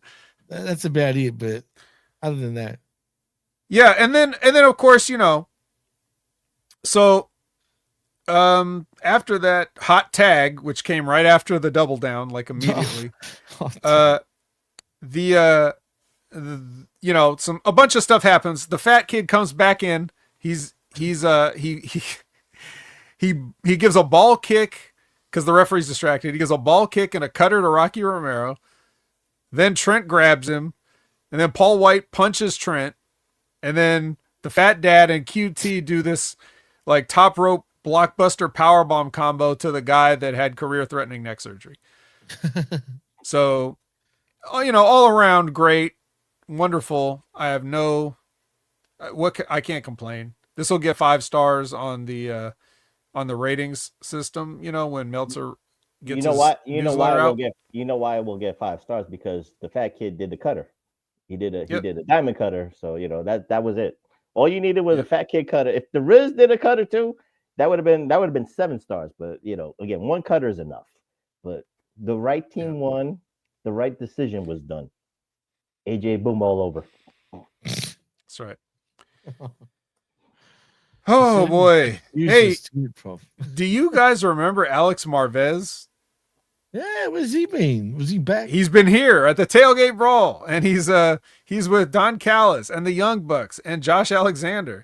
And don't worry, guys, it's not just about money. It's about, whatever. What's it about? Injuring people. Josh Alexander's broken several guys' legs, and now he's gonna a killer now, Vet. He's gonna take Kenny's leg. Yeah. The guy that had diverticulitis, he's gonna take his leg. So yeah, Okada's not here. And then the funniest part of this, for some reason, Don Callis calls for something, and somebody throws like this big gift box from off screen, and he just catches it and gives it to the Young Bucks. So I don't know what this is. You guys probably do by now, because he made it seem like we're gonna find out what's in the box at the pay-per-view or whatever. So then they also insulted me by having speaking of fat families, we had the Workhorsemen back on my television, which I don't like. Thank God I didn't watch this crap. Yeah, right. Hook and Eddie run through them in a few minutes. Eddie, to the point where Eddie barely took the hat off. He came in with a hat on, and he only took it off when there was like a minute left. And then, yeah, he's lost a lot of weight, man. Too. Have you noticed how much weight he's losing? yeah, it's that Cesar Bononi. You know, he realized that he didn't have to just eat an entire sheet cake. He could just eat a bowl of yogurt with a little bit of fruit in it. Apparently, he needed some other out of work wrestler to tell him that. So I'm sure Professor doesn't have any comments on that.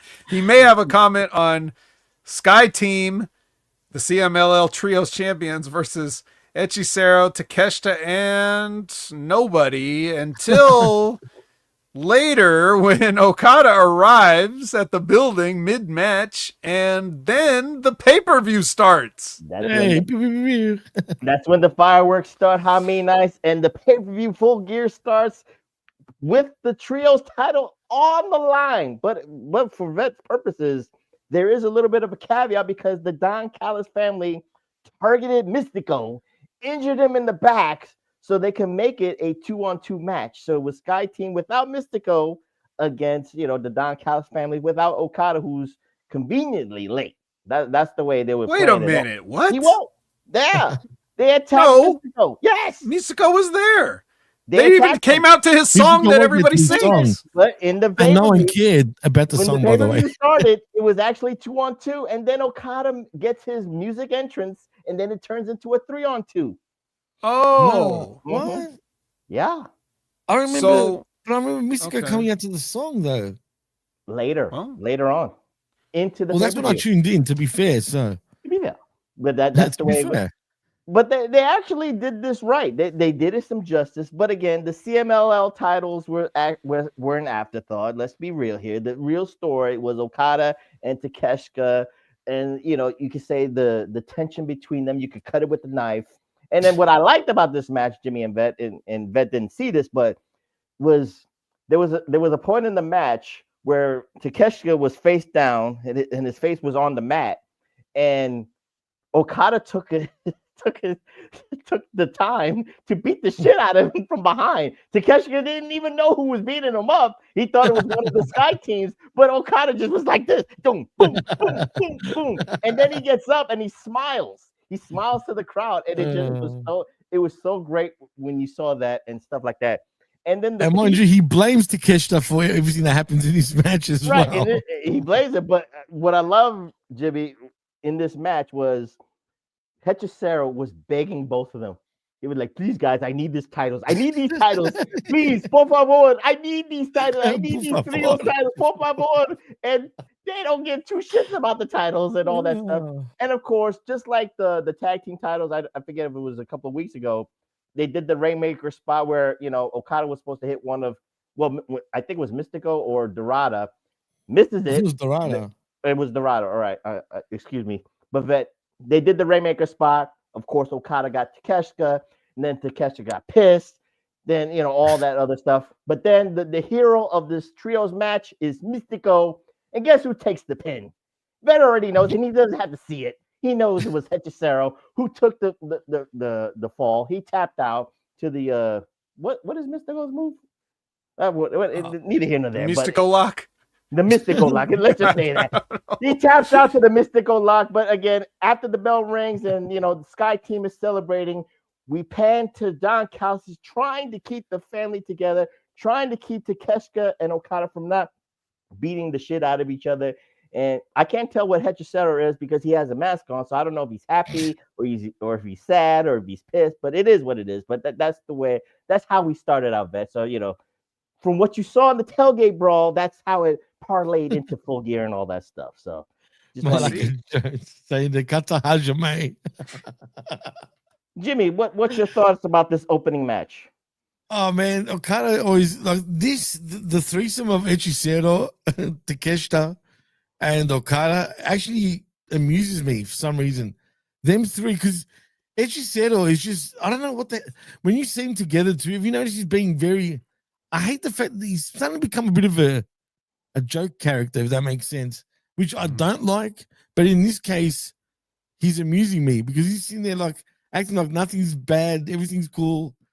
And then, you know, Okada and Takeshi are always going at it, you know what I mean? Then he's just stressing out. Like you're saying, like, please, like, you know what I mean? Por favor. I need these pesos, yeah. Well, I need the money. If it wasn't a $200,000 match, at least he needed the belt because he knew that was about the pesos right there, guys. So it is what it is. So, but I will say I'm sick of the money matches. Why are we having them every week? Pay-per-views. I'll tell you. I know exactly why, and I'll tell you why, Jimmy. Because they don't know how to book fucking shit. That's why. No, that's not what I was gonna say. But no, there is actual reason. It's not even a joke answer. It's not a rhetorical question either. There's an answer to it. The reason why we have so many of these things is all your fault. What? Like you, me? Jimmy, me, other fans, like it's everybody else's fault because they're the ones who, when they parrot the echo chamber and just say what everybody else is saying, when they hear people on a podcast like a Jim Cornette or whatever, or not a Jim Cornette, anybody like that says, you know, well, what was the point of this match? Where were the stakes? Okay. So now everybody said, where's the stakes for so long? So all of a sudden, Tony Khan's like, well, I'll create some stakes. I'll just say it's worth this amount of money. And then there's some stakes because when there's nothing there, people like you, Jimmy, just are like, well, what was the point of this match? Why do we care? You know, how many times do you ask, where are we going with this? Well, we're going to $200,000. We're going to $2 million. We're going to $10 million. We'll go to wherever the money bag can reach. So that'd be bigger. That's the reason why. If you notice, like, as I've pointed out on multiple occasions, Tony Khan will sit back, take all the criticisms, and then 4 to 6 months down the line, he will address those criticisms. He can't do it immediately because then it makes it look like he's a tap dancing monkey. So he has to wait until everybody forgot about all the bitching they've done for 4 to 6 months, and then he does something about it, and everybody's moved on to the next thing that they want to bitch about. That's the reason. It's because of people complaining that there's no stakes and they're just random matches. So now he's putting money in there, and now he's creating titles now. Like even titles that have already existed in the past, he's recreating them. Like he'll bring out a belt so there's stakes. He'll put in a bag of money for Juice Robinson to dry hump because there's stakes. So it's all you people complaining just to complain. And when he does it, you complain about that. Well, get this. Why is this match worth money? You are never going to be happy with anything that happens. So let's just be real about it. Right? He overcooked the steaks, but that's the problem, Vet. He's overcooking it, damn it. I'm not saying it's good what he's doing. What I'm saying is why he's doing it. And the only way that he's going to stop doing this.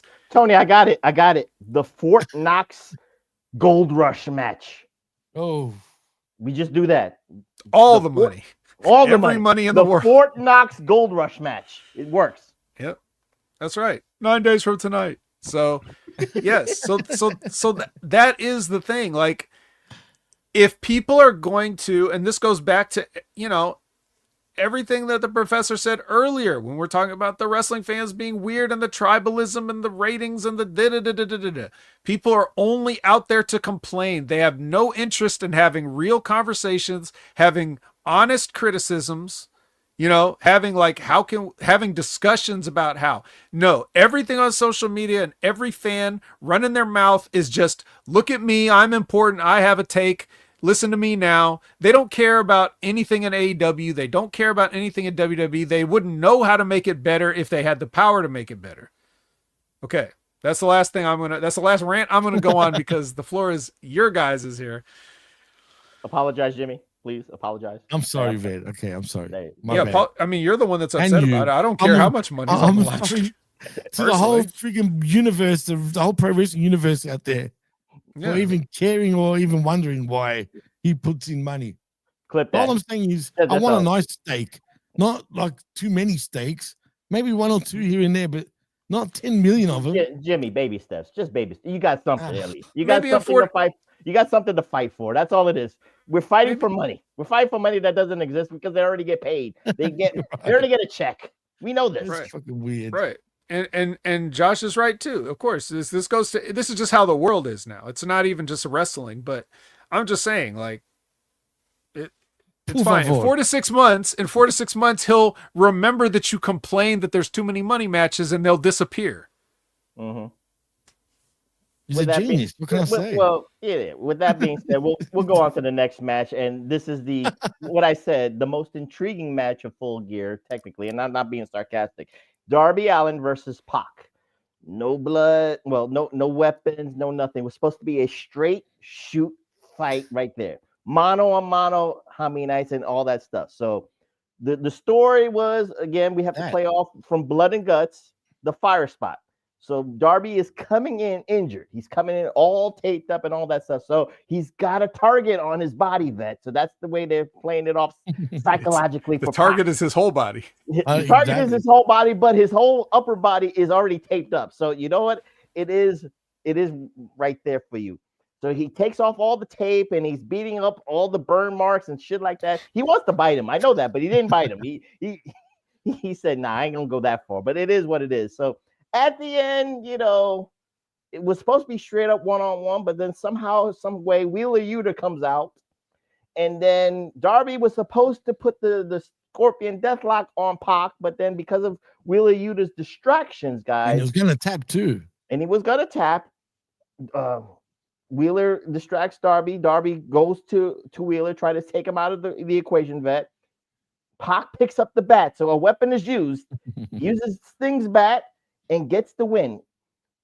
Jimmy, you saw it too. Again, the match was okay. It was decent. I think for me, Vet, this is the way I'll say this. This wasn't a pay-per-view match. This was a Dynamite match. This was a building blocks match, which is an intriguing story because, again, when we look at what has been going on for weeks, you look at it from this way. Blood and Guts, and we're going to talk about Jon Moxley in a minute. But again, we got to look at all these other players in the Death Riders, right, Jimmy? We got to look at Pac. We got to look at Claudio. We got to look at Daniel Garcia. Jon Moxley, the fearless leader, it's just he keeps losing or he keeps tapping out. So he's taking the losses. The momentum is away from him. So someone else has got to step up. Now in the AEW history, Vet, and what was the Pac was leading the Lucha Brothers. What was that team name? The Triangle. That's it. Death Triangle. Death Triangle. But he led the group. So again, maybe Pac is trying to show that he could take over the reins of the leadership. That's the way I got it. And if you notice, they're following him too. When Moxley's not around, they're all behind Pac. But is Pac the real leader? Because I think the real catalyst for anything that's going to happen, and we'll talk about this after Jon Moxley's match, but Marina Shafir is the catalyst. I can't look at Pac. Pac could be the overall leader, but Marina Shafir is the firecracker. That's the way I'll look at it. So that's true. The one that they can't control totally as well. So Pac gets the win because of the Sting bet. So Jimmy, you want to say anything about this match? See, there's the fuck up though, Prof. It was intriguing because of the stipulation, pretty much, for it to be an actual wrestling match, because that's the story, right? It writes itself. The story is the match. And then they still cheated. They still used a friggin' weapon. You know what I mean? Because they had to. And that sort of took me out of the match, really. Because then it would have made sense for Pac to win the match because, on paper, you think Pac is a way more accomplished wrestler, excuse me, in terms of in-ring abilities compared to Darby, right? So it would make sense for Pac to actually get that win because he's just a way better wrestler. It's not a hardcore match. It's not a weapons match or whatever. But instead, weapons got involved. I guess they make Darby look stupid or whatever you want to call it. And Pac still gets the win. But did he need to use the weapon to get the win? I don't know, man. It's the heel move. I know. You're sounding like you're complaining again, Jimmy. No, you don't want to do that. Pull the tights at least, man. That's a heel move. Yeah, he's right about that. You could have done something else. But, it is what it is, like Professor always says. Did you now? Again, I didn't see this, but as I was looking over the card and the results and everything, just to at least get my bearings on it, I was kind of intrigued by the whole thing. I was like, well, there's a few matches I wish that I had a whole extra work shift to be able to sit and watch, but but like this would be one of those for the same reasons the professor said, and because Darby's people don't. I think most people have no idea like how good Darby is as far as like if you actually had to have this match. He only doesn't have matches like this because he doesn't want to, but he definitely I'm can. talking about character wise now, just so we clear vet. Right. Yeah. But like, yeah, the kid knows how to work. He does. So yeah, did it deliver on that front? You know, when they actually were wrestling, did he acquit himself well like I've seen him do in the past? Yeah. He absolutely. For sure. He did. It was a good. I might go back and take a look. Yeah, it was a good straight up wrestling match, and then the psychology was there at the end, so it is what it is. So we can move on to the next match, and the most, I'm not gonna say intriguing match, but the one with the stipulation, the Babes of Wrath versus Marina Shafir and Megan Bayne versus Mina and Tony, and of course say it, Jimmy. What's it called? What do I call them? There you have it. Whoops, wrong thing. I had to get Sisters to it. of I was Sin, getting put on the spot, but it's The Sisters of Sin. So of course we know, guys, that the winner of this match gets to create a stipulation for the semifinals, which really makes no goddamn sense. I'm gonna complain here, but I'm sorry, So I'm sorry that I'm complaining about that the lack of psychology in a tournament match. This match was ridiculous. I complained earlier, so talk about no psychology. I mean, this match was a mess. No. There was psychology. There was psychology because, again, remember at the end, towards the end of the match, towards the end of the match where Tony and Mina got the win, right? Because it was a roll up to Harley Cameron. But for the whole match, bet with this was, forget about blood and guts. The friendships are over. The friendships are over. It's all about the goal. So it is what it is. So they were all tagging each other like you would expect. Tony was going to tag Mina. Megan was going to tag Marina Shafir, and yada, yada, yada. Babes of Wrath was going to tag each other. So you ain't going to do all that stuff. So, and again, the Mother's Milk spot. I love that name. The Mother's Milk, because I think she did. I think Marina did it to Harley Cameron. And so we got to see Harley's booty on the camera. So, that's not as good as Jay's, but what booty? Exactly. That's true. Compared to Anna Jay's, obviously. Well, compared to Anna Jay, that's thick, it's still booty for a white chick. Yeah, for white booty, it is what it is. So that's probably the highlight of the match right there. So it is nothing too much to say, Jimmy. You want to add on to that match? No, I didn't really enjoy the match. The ending was fine, I guess, but in the end, we get kisses, we get the hugs, we get the dancing. The whole same old shtick. That's all you need to know about this match. Send them home happy in 4 more hours. That's it. I guess everyone was happy. And then the stipulation bullshit for this week, whatever. This match didn't need to be here. Should have been on the pre-show, really.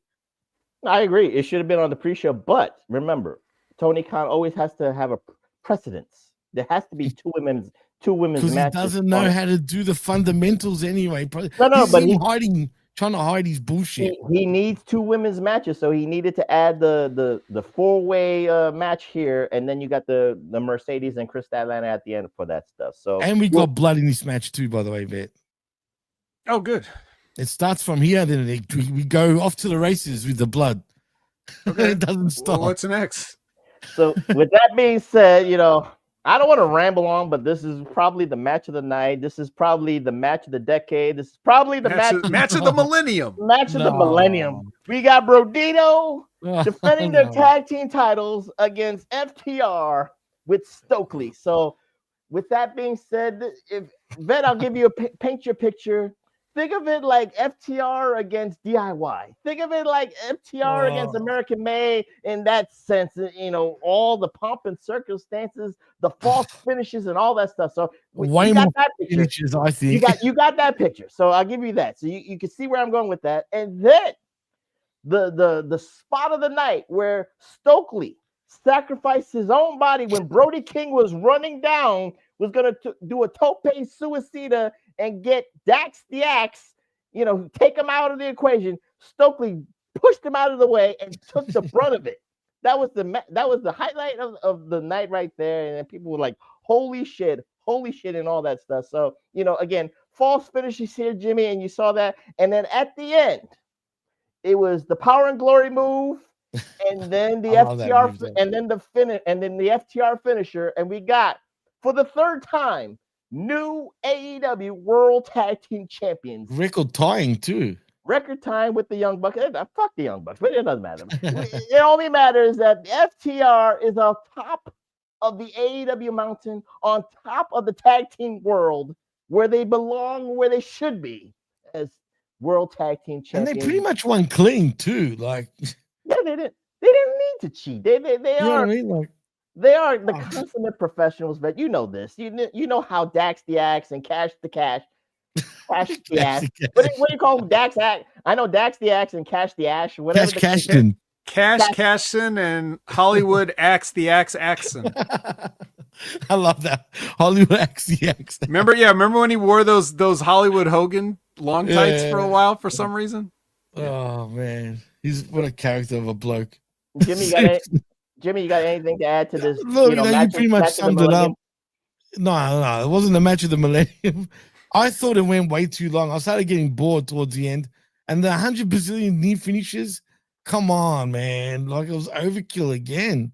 Well, like, when I thought it was going to be over, it wasn't over. But I'll explain the false finishes to the vet, so Vet can chime in on this. But they really wanted to showcase Bandito because he took the brunt of the false finish. Every FTR move that they could come out of the ass, Bandito kicked out about 999, but that 1,000 move, the FTR finisher just took out Bandito. So, but they wanted to showcase Bandito as this tough SOB Mexican and all that stuff. So that's all I wanted to say there. Oh, okay. Well, I guess just hearing that, I would my first question based on the way you described it is, well, what was Brody King doing the whole time while his partner was getting 999 moves done to him? He was sleeping. Oh, he's sleeping. Yeah. There was a fun fact on the pre-show that I think Brody King fell off his roof while doing a Christmas lighting decoration. Yeah. Oh, really? Renee made fun of it in the pre-show. So I was channel changing between the tailgate brawl and then the full Gear one with Renee and Jeff Jarrett, and they said either he fell off the ladder or he fell off the roof doing Christmas decorations. Neither but it is what it is. Yeah, so makes sense why they lost then. So he gave himself an out. He gave himself an out. But the MVP of this match was Bandito because he took most of the false finishes here. So with that being said, we are going to move on to the inaugural AEW National Heavyweight Championship Casino Battle Royal. And of course, is the National Championship the United States Championship? Could be. I mean, I'm just asking. I'm asking for a friend. They don't have a United States Championship, right? So this would be okay. Call it the United States of America Championship. That's well, silly. Well, they kind of did that. Silly. They kind of did that years ago with the Mid Atlantic Championship, but then they renamed it. Yeah, remember? So yeah, exactly. What happened to that? It's now all Atlantic. It wasn't even just the mid. It was mid, all right, but it wasn't Mid Atlantic. It was all Atlantic, and they had a flag of Japan on there. Yeah, I remember that. Oh my God, that was the best. Don't worry, that got absorbed into Okada's stomach now, so we're fine. Oh man, how did I not realize that mistake though? Which is funny because we were taking the piss on that until it disappeared. Everybody was. Oh man, that's hilarious. Where were we? Yeah, the contiguous states championship. That's what it should be. Alaska and Hawaii are not included. I mean, obviously they never defend the belt in Alaska or Hawaii anyways. So. Oh, that's true. They should though. Why don't they? Why does nobody ever go to Hawaii? I don't know. I was going to ask the same thing. It's in the United States. They think they won't draw? Nah, they'll draw. I think they would draw. Actually, Tony's got a vision. Don't worry. With this AEW National Championship, all your questions goes there. All your questions. I'd love to see a show in Hawaii, Alaska. Yeah. All your questions will be answered in the next couple of weeks. You know this, Jimmy. But anyway, we have the inaugural Casino Battle Royal with this. And starting off 1 and 2, respectively, was the Hurt Syndicate, Bobby Lashley, and Shelton Benjamin. And, for anybody who thought that we were going to get that kind of mano a mano like Demolition did in Royal Rumble 89, it wasn't quite like that. But it was close. They tried to do it their own way and stuff like that. But the most important thing was the number 3 entrant out of here. Oh, this is great.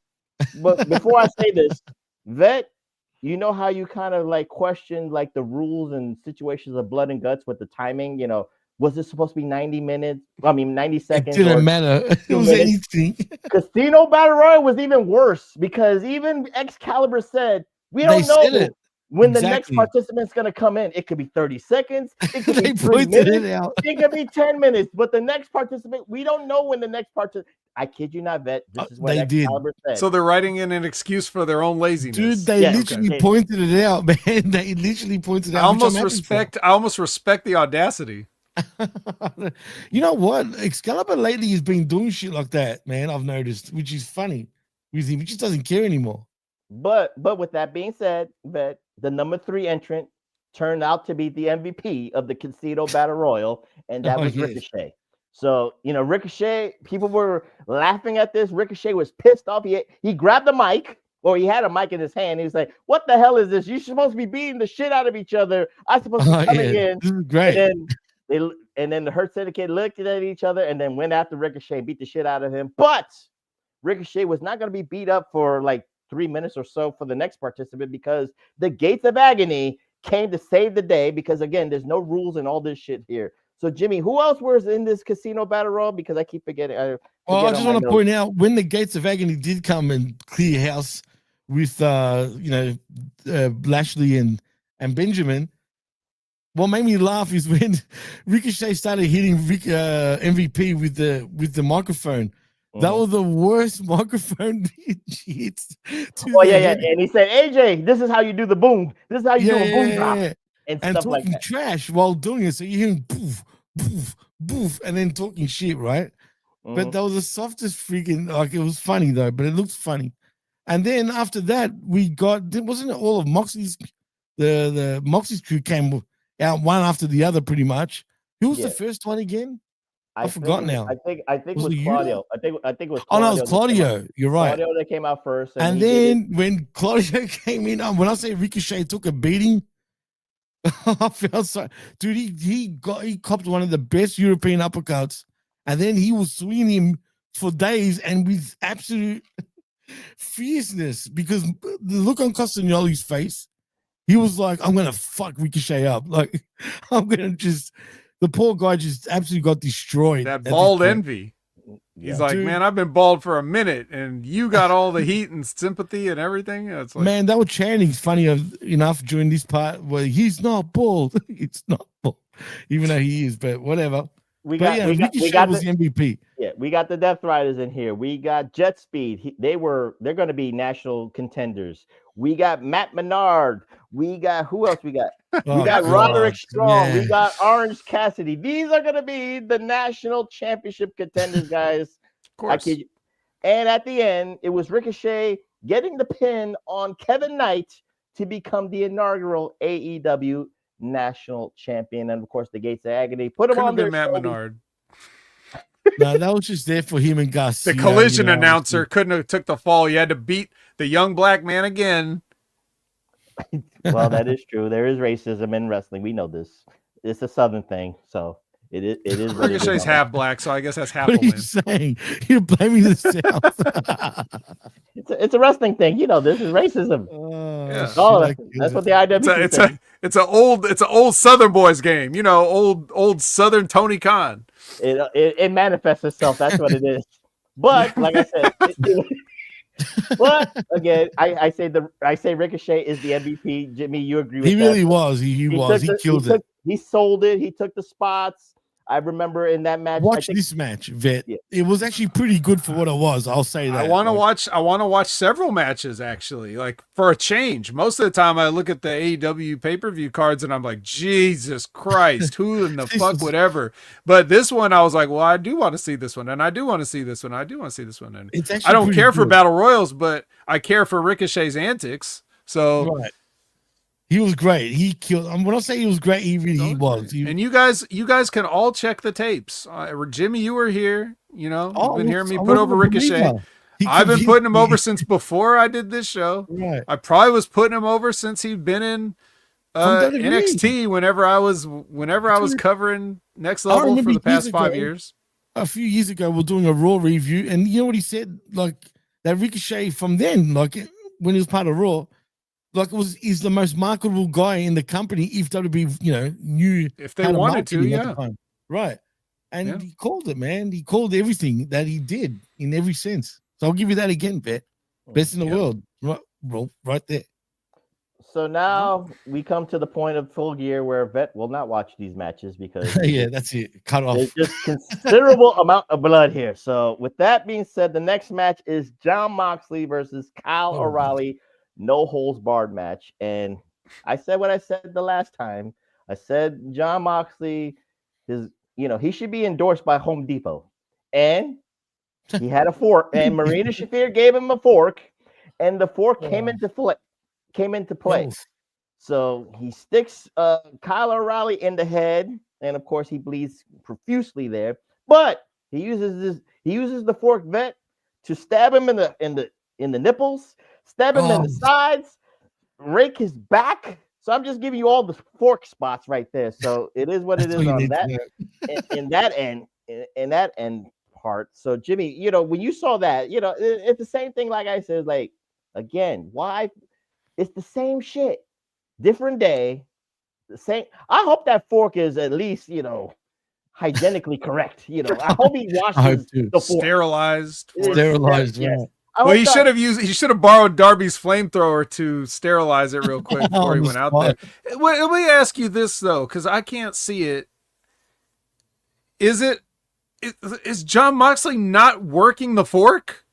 Like he's stabbing him with it? Because I wouldn't put it past him. I would always believe I would give somebody the credit to work the fork, but I don't know if he can. I don't know if he's going to do that. It's funny you say that. I think he's working the fork because Kyle O'Reilly, you can see he pans away to do the razor spot. Right in the head, yeah. In the head, but when it's the back, he's raking the back. You can't do anything there. You're not going to rake your back. You're not going to rake your chest and stuff like that. But he's trying. He's working the fork. He's doing that spots of stabbing and stuff like that. So that was the highlight of the match itself. Kyle O'Reilly was on the defensive most of the match, Vet. He was using the ankle lock reversals and all that stuff. And finally, with a chain, because he had to get a chain from under the ring, Kyle O'Reilly did that. He uses the ankle lock spot with the chain on Jon Moxley to make him tap out again. So he's tapped. So Kyle O'Reilly is the only man in AEW history to make Jon Moxley tap out 2 times in the span of 10 days. That's what Excalibur wanted to remind you. So the story about this, Vet, was it looked like Moxley was going to give him a lot of respect because he was trying to nod him. But Moxley kind of like flipped the switch because he saw Kyle O'Reilly like pass out because, he exerted all this blood and stuff like that. He's lying down. Moxley does not want to be beaten by a guy who passes out. He wanted to be beaten by a guy who stands up and like stands tall and stands proud and all that. You beat me. He couldn't accept a man being, passing out and fainting and getting medical attention. So he had to curb stomp him and then beat the shit out of him more, causing the conglomeration and the Death Riders all to come out. So the one thing I'll say, Vet, about this match, and Jimmy can attest to this. I don't know if you saw it in double play like Vet does it in certain. I watched it in normal. The commentary of Bryan Danielson with this match, Vet, I liked it. He killed it, actually. Bryan Danielson explains all the spots that's happening, and then he gives it a name, which I never heard of in my life. He said Jon Moxley fights Death Jitsu. Oh, yeah. He's been saying why that. Why didn't you just call it a Death Jitsu match? Not a no holds bars match. If Jon Moxley's the master of the Death Jitsu, just do that. I don't. True. Actually, that's a good idea. That's smart. It's 101 too. It's wrestling 101. It makes sense. A death jitsu match. It just you don't have to call it a death jitsu death match because death is already in the title itself. You can't. Bet, do you agree with that, or you just when it's just another Moxley match? That's what Moxley does. I mean, it's like you said, it's a marketing term. I've heard him use that before. Yeah. And like most things he does, it's just ignored by everybody. But I heard it. I remember it. So. And don't worry, Danielson gets. I felt bad for him. After the next match, if you look at his eyes, the poor dude was fighting sleeping dude. Did you see the look on his face? He's like, we're still here. There's still more to go. He was probably regretting having to do this whole fucking 5.5. He looked roasted by the end of the show. I felt sorry for him, man. All right. Well, here's the real question, and I'm not looking for an answer from you guys. This part is the rhetorical one yet to be answered. Okay. Jon Moxley had a reign of terror. Kyle O'Reilly is the man who definitely has his number. Now what with Kyle O'Reilly? Nothing. We'll have to tune in to see. Nothing. We'll have to tune in to see what next with Kyle O'Reilly. It will lead to nowhere. I guarantee it. I could almost put a house on it. Which, again, what I said years and years ago, even before I joined Jaime Media Group, when I was doing my own show, I said Kyle O'Reilly probably secretly the best member of You said that. Yeah, whatever that group was called, however they've called it, Undisputed Era, whatever. All the different Paragon now. It's the Paragon. Yeah, Paragons now, which is like two guys left. Yeah, but of those 4 guys, I said secretly Kyle O'Reilly is the best member. He can do all of the things. He could cut a promo. He doesn't. You can't say he has like the most amazing physique in the world, but none of those guys do. Like he has at least a better physique than as good as any of them. So he's got the promo. He's got realistic in his style too, which is good. Yeah, his style. He can work a different style, whatever kind of style you want. So he's solid there, but he could be entertaining. So it's like, but no one's really been able to capture that and give it to the people the way that I think would maximize it. I'm seeing through everything that they're not doing to see all that stuff that he can do, but nobody's really showcasing it yet. So this is the first time anybody's ever gave him anything serious, like as a singles competitor, wins over Jon Moxley. So let's see what happens next. I hope that they do go somewhere with him, but I just don't see it. I just don't for some reason.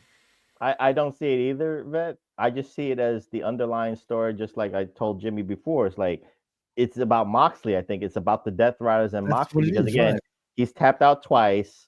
Maybe we finally see the tension between the guys. Like you're our leader. You're tapping out because Jimmy. Correct me if I'm wrong. Because he taps. Well, I don't know about Blood and Guts, but this match he tapped out a little bit quicker. Like he gave up quicker. Like he didn't want to fight through the pain. He was not trying to reverse it. He just said, "Fuck it." Tap. Not even go after the ref. You know how he tries to drop the. You know what I'm saying? It was a chain this time. Of course, it's going to be quicker. But that's the other thing too. Like what you're saying does not preclude the other thing. Mm-hmm. Like you can definitely continue the story about Jon Moxley and the Death Riders, but now you've made Kyle O'Reilly off it. So do something there.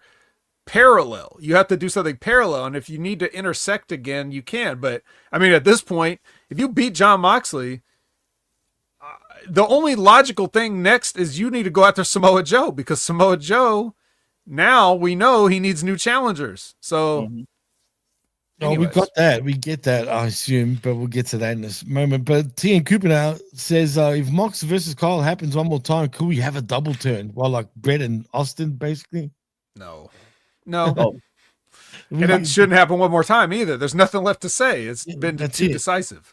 Well, before we go on to the next one, that's the problem I have. If you take Moxley out of the Death Riders, I think Moxley is the anchor of the Death Riders. I don't see anybody else even being the leader. The catalyst is Marina Shafir, but is Pac? I don't know. Claudio is a good goon. Wheeler and Daniel are the same size. Pac was a leader of the Death Triangles, but it is what it is. So we'll move on to the next match. And Jimmy, another bloody match. for the TNT Championship. No disqualification. I don't know what the difference is between no disqualification and no holds barred was, because this was the same match event. Kyle Fletcher defending his title against Mark Briscoe, and of course the caveat is if Mark Briscoe loses, he must join the Don Callis family. So, Jimmy, a lot of plunder in this match. We had tables with barbed wires. We had the screwdriver spot. Again, sponsored by Home Depot. Call AEW. Give them money. That's all I'm just saying. Especially this match. Especially They had all the Depot's hardware, not bro. gonna call them Lowe's, definitely. Or Lowe's, Slide whatever. in there. Or Ace Hardware? I don't know. Yeah, we call it Cole's hardware, or maybe even Mark's hardware at this point. But seriously, the spot continue. of the night, vet was Mark Briscoe climbing the top of the ladder and doing a froggy bow onto the table on Kyle. They shattered Fletcher. that table, man. And I must not forget, vet, we had thumbtacks here too. So Sure. we had brainbusters on thumbtacks. We had back suplexes on thumbtacks.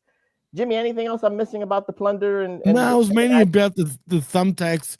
The I barbed heard there wire was a table. barbed wire table. Is that true? The barbed wire, yeah, but it was pretty weak. If you look at this barbed wire table, it was too neat, if that makes sense, to the point where it looks just fake. Well, the whole idea of it's fake. When would you ever just attach barbed wire to a board like that? That's not what barbed wire's for. It's for fencing. But this What the table fuck had would the you? legs. Why would you ever have it on a board other than a pro wrestling match? Yeah, but this was worse than previous ones that we've seen. Trust me, it looked too neat. But it had legs on it at least, so they went through the table. It wasn't just a board. It was literally a table. With the J Driller vet onto those thumbtacks, we got a new TNT champion, Mark Briscoe. So this was the moment of the night for me. Like, I was happy as hell. This was the feel good moment for Newark, New Jersey vet. So 10,000 people were happy that Mark Briscoe got the TNT title. This was the biggest title win of his career, even though he was the ROH World Champion. But neither here nor there, because it was not the same ROH championship that his brother had years prior to that. So, vet, anything else you want to add? I want. I'm sure this was a night of many pops, but how was this one? Because this was the most. I would hope this would be the most, relief. Like, thank you, God, finally. Like, it was a great moment, man. And he did get a thunderous pop. I won't say thunderous, but it was a good pop. And him sort of in tears, looking up, talking to his brother was a great shot as well. Even Danielson killed the commentary on this too. I feel like he was telling the story about how long he's known Mark Briscoe for, and the Briscoes in general, and how much of a lovely man, he knows words, literally, and Mark Briscoe is. Like, he's a lovely man. I love him, Like, it was, and it felt legit, you know what I mean? So everything about this match, sure, it was overkill. I mean, do they hate each other that bad that they had to go through all this shit? Like, really, that's another thing I don't like. I don't know if they hate each other, but at least there was a history that dated back longer before than they could have planned it. Right. You know what? This is the only normal storyline when you think it's about it. It sort of came out of something organic from a while ago. So at least there's that it's like, okay, it's come to this. But see, like the professor is always saying, about how everything is damn blood and guts and all the time and everything. It's like, so this won't stand out. And even what they did, just from what I'm hearing, it's the same stuff as ever. I mean, we've seen thumbtacks. It's not that big of a deal anymore. It's kind of silly that people still do it. So whatever. And you just saw a match right before it, like you guys. And you're going to see another one right after it. I'm just saying. So it's not right after it technically. Not right after it technically, but. But at least, yeah, I'm just, so the other good thing about this is Mark Briscoe gets to carry this belt around because he's the only guy that's like on every single show prominently featured in some kind of a match or something. True. Even Kyle Fletcher would only show up once in a while to actually be in the ring. But it seems like Mark Briscoe's always being in the ring. So will he continue to be in the ring as part of the conglomeration or whatever, holding this belt, or is he going to like get a more relaxed schedule now that he's a champion? We'll see about that too. Hey, I will say one thing about Mark Briscoe. If there was a fifth man award in pro wrestling, he'd be the guy this year, easily. Well, it's like you said, he's the AEW Strong Win champion. So this was the strongest win of Mark Briscoe's career on pay-per-view. So with that being said, we get to the $1 million trios match. It's all on the Right. line there. We got Josh Alexander and the Young Bucks. And the gift that you was talking about earlier was money gear. It was a money gear suit that the Young Bucks were wearing. And there was no blood in this match, just body. They got advertisement into their Young Bucks theme music because I think it was either DC or whatever the turnbuckle advertiser was on it. They were sponsoring the Young Bucks theme music, paid for by Don Callis. So that was a cute moment there. So against the Jurassic Elite of Jungle Jack Perry, Luchasaurus, and Kenny Omega. So what do you expect, Vet? It is a Young Bucks match. You know what they do. Once you've seen it, it's you've the seen most. It all.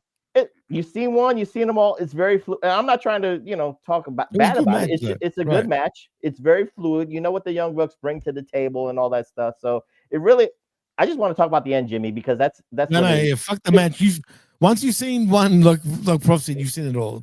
So with that being said, the winners of the $1 million challenge was Josh Alexander and the Young Bucks, because I think it was Matt Jackson who pinned Kenny Omega with the BTE trigger and all that stuff. So with that being said, the Don Callis family was celebrating. Hechicero ran straight to the money. He wanted to grab all the money. So, he had 3 bags on himself. He wasn't humping the bag, Vet. So just, not like Juice did. So yeah, they were about to beat down Kenny Omega more.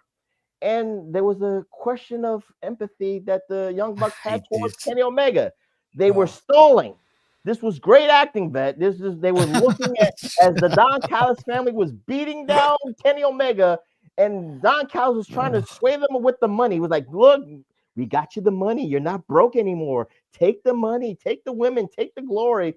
While their best friend is getting beat down by Hechicero and Josh Alexander and Mark Davis and all that, and Roppongi Vice and shit like that. And then their conscience called them. And they ran down. They said, "Fuck the $1 million," and they saved the day. It was the reunion that Newark, New Jersey was looking for. They hugged it out. They kissed and all that stuff. The Elite is back and all that stuff. They're poor now. They don't have $1 million, but they have their buddy back. They have their EVP buddy back. So that's the highlight of this match. Like I said. I would say contractually they have a beef. They could just go to Tony and be like, "We still should get our 2/3 of the $1 million because you made this match, so fucking pay us." I don't care if Josh took the bag by himself. You still have to pay us, okay? Like that's what I would say if I was the Young Bucks. Also, fuck the Young Bucks. Why like you said, why are we supposed to have sympathy for them just because of all this stupid bullshit that they like?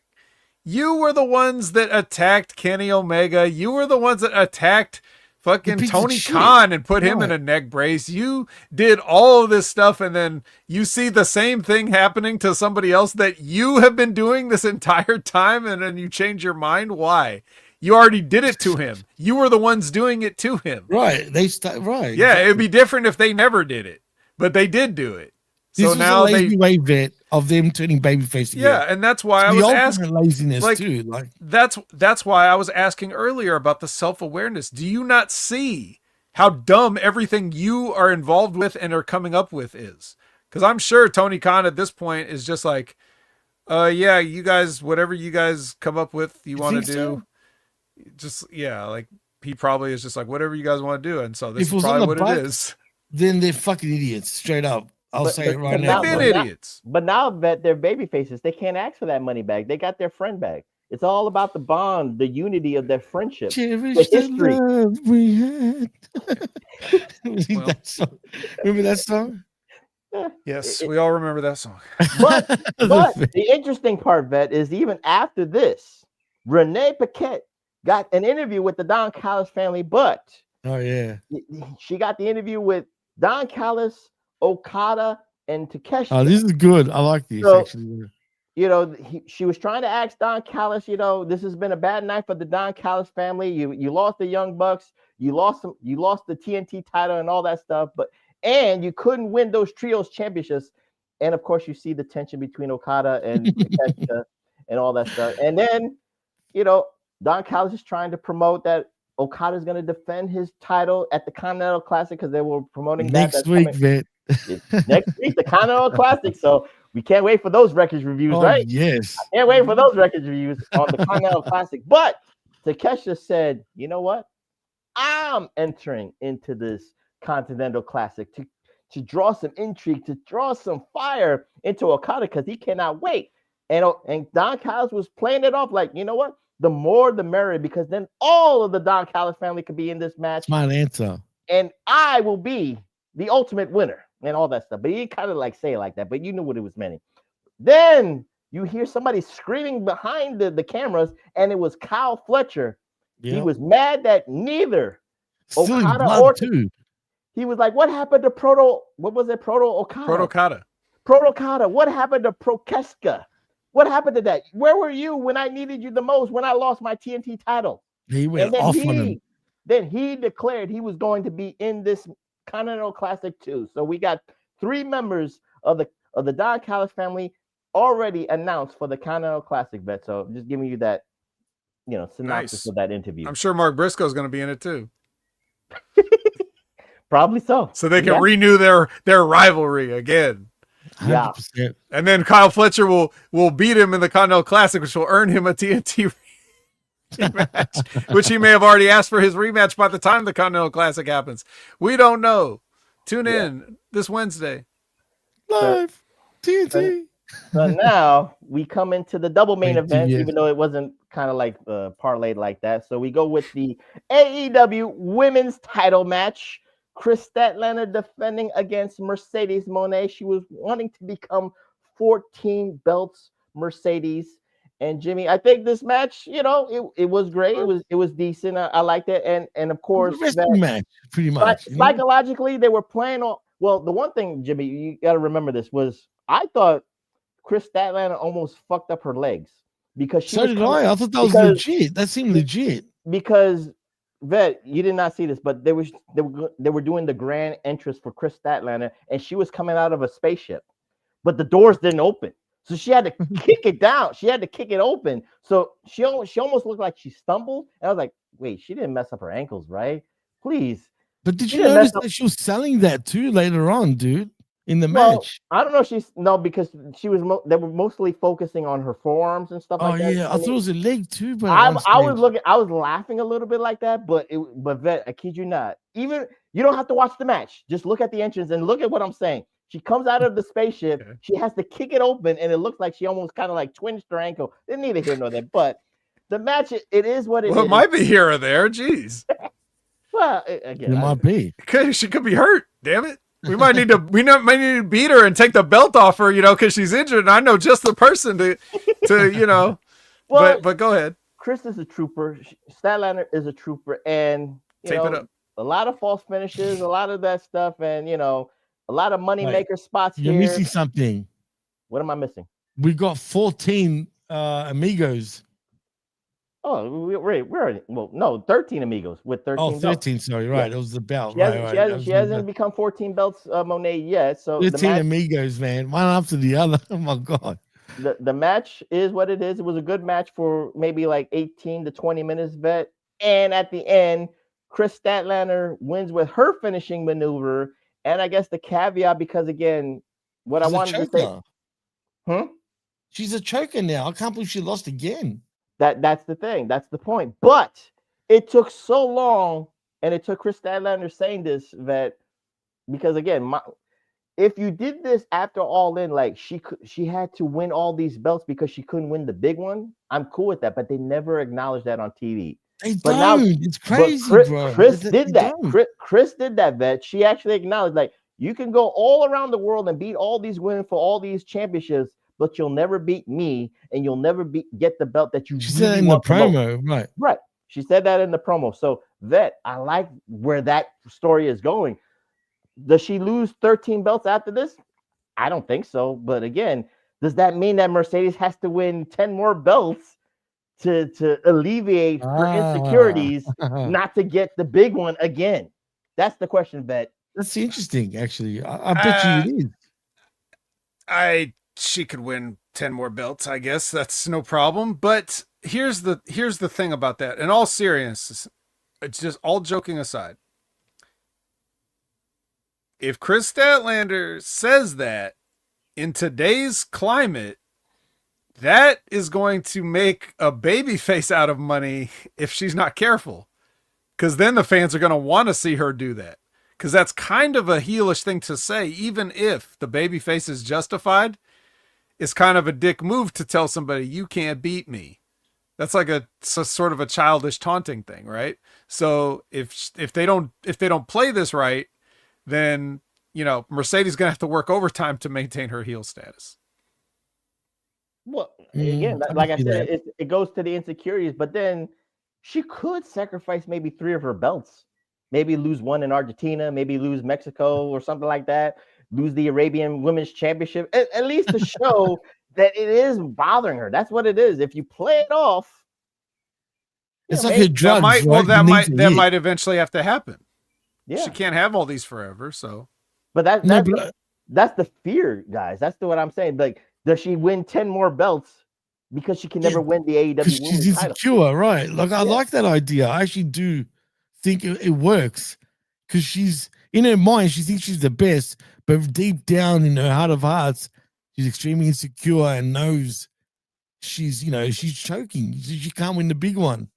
I get, but even when she eventually does win it, because she will, that's going to turn her babyface anyway, Vet, right? I mean, maybe, but but I'll tell you how it won't, right? And I'm putting this out there. Anyone can steal it. Anyone in the Khan family can steal it if they want to book it, if they want to do this. Clip it, Jimmy, clip it.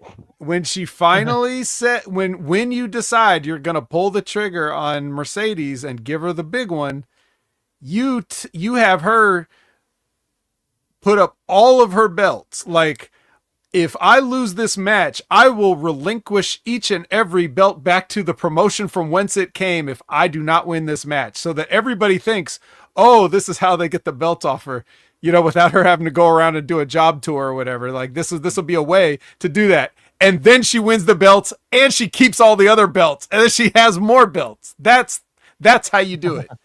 All right, clip over. Oh boy. What up, MSG? He's in the house. Thank you for joining us, bro. How's TCW, by the way, Matt? Matt's in time for the main event. The main event. The men's main event. For the men's world title. How fucked is it even? We had the women's main event. Now it's time for the men's main event. And we have it in a steel cage, guys. And we had a bit of a blood break. Haven't seen one of those in a while. Steel cage. We got Hang Person Adam Page defending his title, the men's world title, against Samoa Joe. And his entrance was very good. You know, he has new theme song. It was Hangman. Hang Person had new theme song, but Samoa Joe, that kind of reminds me of kind of like Taken from the Past because of the having all those ops students, because it was called the Ops Dojo, kind of is reminiscent of Taz's dojo, where he had all, Chris. It is exactly what the play is. It is Taz's dojo, right? So he's paying homage to Taz and the Taz dojo and stuff like that. So I kind of like that entrance for that. Which comes into play, does it not? It does. Spoiler alert. We get a swerve, bro. And Hang Person Adam Page has his new theme song. I don't know if it's permanent, but it is what it is on that. I would assume it is. I mean, I never could tell because Kenny Omega had a new theme song and then went back to the old one. So if you it depends on the It's like when Triple H uses Time to Play the Game and King of Kings. It's whenever they feel like it, I guess. It goes for the purpose. But Vet, like I said before we started, it's like I like this match because the psychology for the blood was needed for this cage match because it was sold like you took your head, you ran your head to the fence. Stuff like that. This is old 80s booking, which is beautiful. I loved it. Have no problem with the blood though on Joe was bad, dude. Yeah. Well, he didn't know how to cut himself, but it was very bad. Oh shit, dude! I was worried for him. He and even Bryan Danielson was worried for him because it was bad. He's like, does he train for blood in his cardio and shit like that? I remember that. I don't know why he said that, but it was bad. I mean, you got to see. It wouldn't stop. What's that supposed to mean? You just gig yourself and get on the treadmill, like? I don't know. Ask Bryan Danielson. Yeah, run with a cup in front of you to catch it, like what? It was bad. He was using that much blood. I'm telling you, I felt like he's gonna pass out any second. Like it's a lot. Even after the match finished, he was Yes. still just pouring. Like So he the does moment, sweat a lot though. so the moment came at the end that where Shibata came out to try to cause a little bit interference and stuff like that, and then trying to cause a distraction so to save Joe and get a chance to recuperate, if you will. But then Hobbs comes out and then rips off the locks himself, opens the door with the AEW Men's World title and throws it into the ring so that the title becomes a key factor into this match. Eddie Kingston comes out to thwart away Shibata, and then we never see both Kingston and Shibata because they're gone in the back. And then, lo and behold, comes out Hook. Now, this is the worst. I'm going to say this. This is the worst heel turn because he wears this big orange puffy shirt, but I'm seeing through it. He's got a black op shirt underneath it. He couldn't hide it well, Ben. He just couldn't hide it well. So I was like, oh, shit, here comes Hook. This was all a plan. This was all a ruse. Takes the Men's World title and hits Hangperson Adam Page. And 1, 2, 3, we got a new AEW World's Heavyweight Champion in Samoa Joe, which I think is the correct call. I think it's the right agree. call. I didn't see it coming though, Prof. I did not think that was going to be the finish. I don't care how many times, Jimmy, that they said that Hangperson was the best AEW World Champion in the history of AEW. He just hasn't had a good run. It just showed it. It just really showed it. So they try over and over and over and over again. They're going to try again. And you know what? Let me say one thing. Just because you said that, I just want to interject. You said Hangperson didn't have a good run, and you all know I don't like Hangman Page, not in any fashion, right? Mm-hmm. But I will say this. That has nothing to do with, there was no good run to be had because the pieces on the board that they had were not there. Some of them were missing, and the ones they had, he doesn't know how to play chess, so it doesn't matter anyways.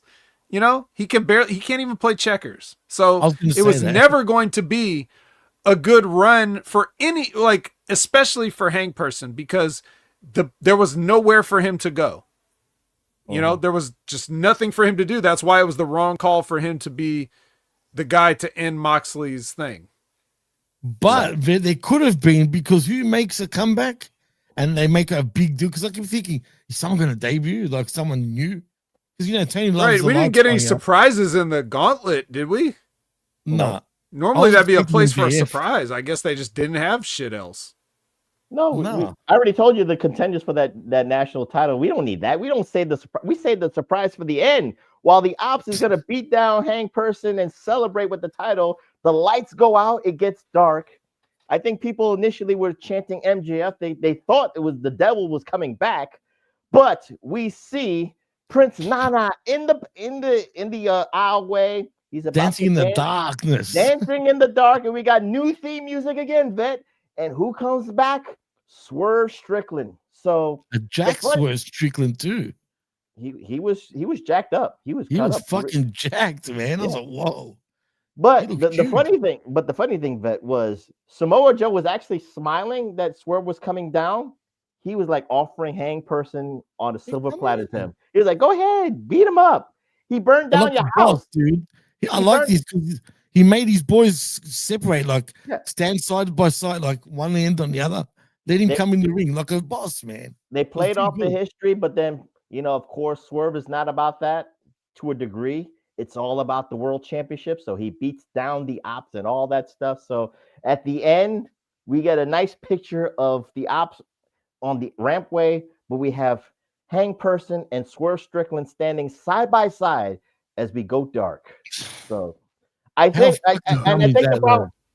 the problem, Jimmy, is remember All In, because I think it was meant for Swerve and Hangperson to be a tag team after all that history. Yeah, that's true. But they kind of flip-flopped it with Will Ospreay and shit like that. So we're getting that history now, fast forwarding to Full Gear and maybe World's End. So screw that. I hate it for one reason before we go. Now, if you and I, for example, were just stalking each other, I'm breaking into your house, I'm about to kidnap your kid, I light up your house, burn it down to the ground, right? And now, you and I are suddenly best buds because we got a shared enemy. You know what I'm saying? Come on, man. I can't buy that. That's the psychology there. It's just bullshit. You know what I mean? It's total bullshit. It's a will they or won't they beat each other up, or the enemy of my enemy is my friend. You got to look at it that way, Jimmy. I don't mind that. Well, you guys are both forgetting though. They already covered all this a long time ago. They covered this before Swerve was out hurt. So it's not like he just burned down Hangman just burned down his house and now he just comes back and he's friends with him. They already did all the other makeup bullshit months ago. Yeah.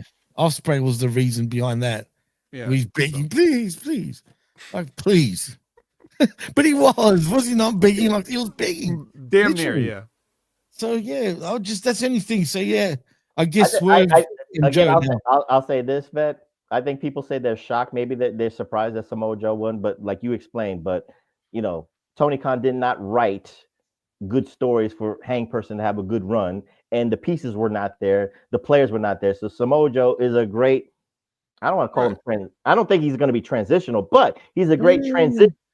So for Swerve to come back and Hang Person to chase, and who knows, maybe Will Ospreay will be healthy enough to come back in 2026 to go after the world title. And then, of course, you got the up-and-coming budding star of Kyle O'Reilly. So once it went fade to black, I turned off the TV and went to sleep. That's my report here, Vet. I went straight to sleep and woke up late for this damn show.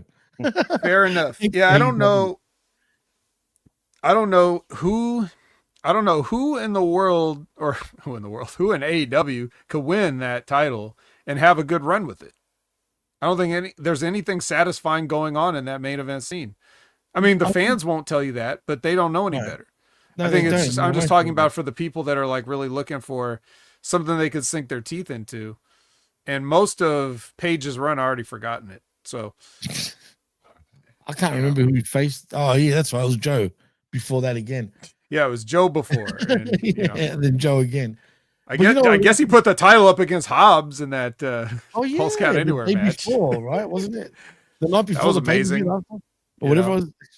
You want to really pop? You want to really pop me, Vet? Have Mercedes challenge Samoa Joe for the belt. You want her to get 14 belts?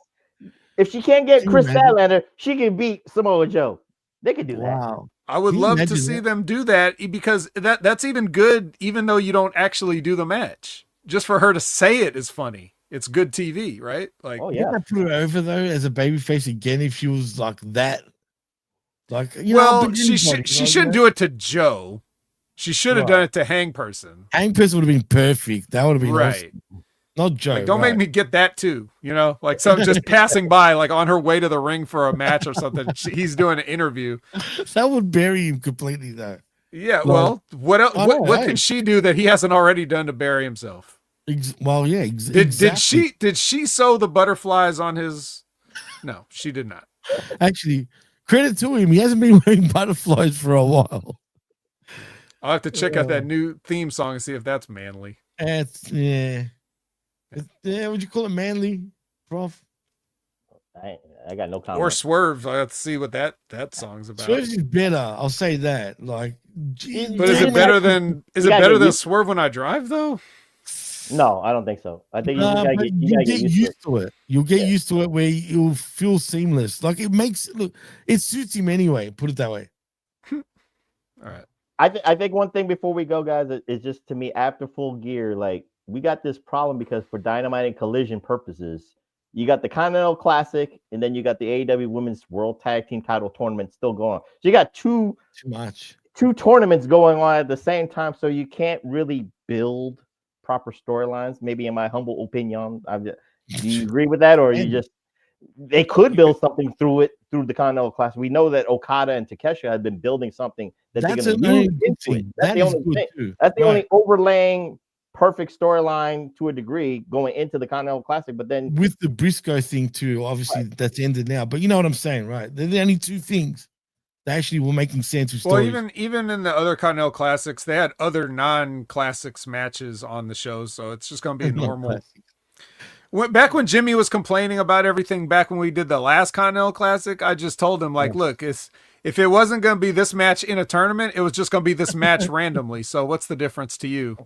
He's right.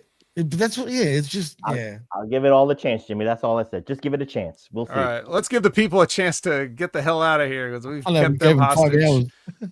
Yeah, we don't want to I approach. gotta get my shots, Jimmy. Come on, let's end this right now. I gotta get my shots. Yeah. So do I, man. I think I've got AIDS at this point, full blown. Full AIDS. That's the pay-per-view. Hey, full AIDS. Fuck yeah, bro. That's a good one, actually. No, it's not a good one. Let's just tell the people where to find. You can find me at Opinion Haver everywhere. You could follow me at Opinion Haver.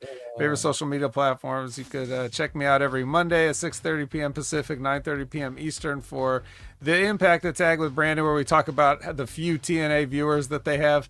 We could catch myself and Big Ray every Wednesday, 8 a.m. Pacific, 11 a.m. Eastern for the Next Level Wrestling Review, where we talk about NXT and all their Nielsen challenging numbers. You can check out Wrestling with Rogers every Friday. You can check out Stevie Richards' show every Friday. You can check out the Timmy Baltimore show whenever he puts out a new episode. And that's it. What about the Professor? You can follow the link below, www.youtube.com/Pro Wrestling Reflection with me and the Tommy Wonder. And we took a week off.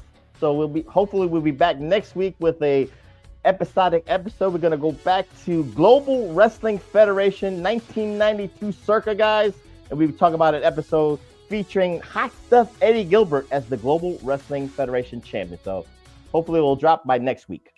But you can follow me on my Twitter at PWSOPRF, that's PWSOProf, and follow the Tommy Wonder at that same Twitter handle. Nice, beautiful. Well, as far as I go, hopefully there's a Smack Attack maybe today, maybe tomorrow. I don't know, because co-hosts for this week have been pretty tough. And I didn't want to. I initially did ask you, Prof, and then I remembered, oh, shit, the wreckage is going to be a long one. I'm not going to make you work double time.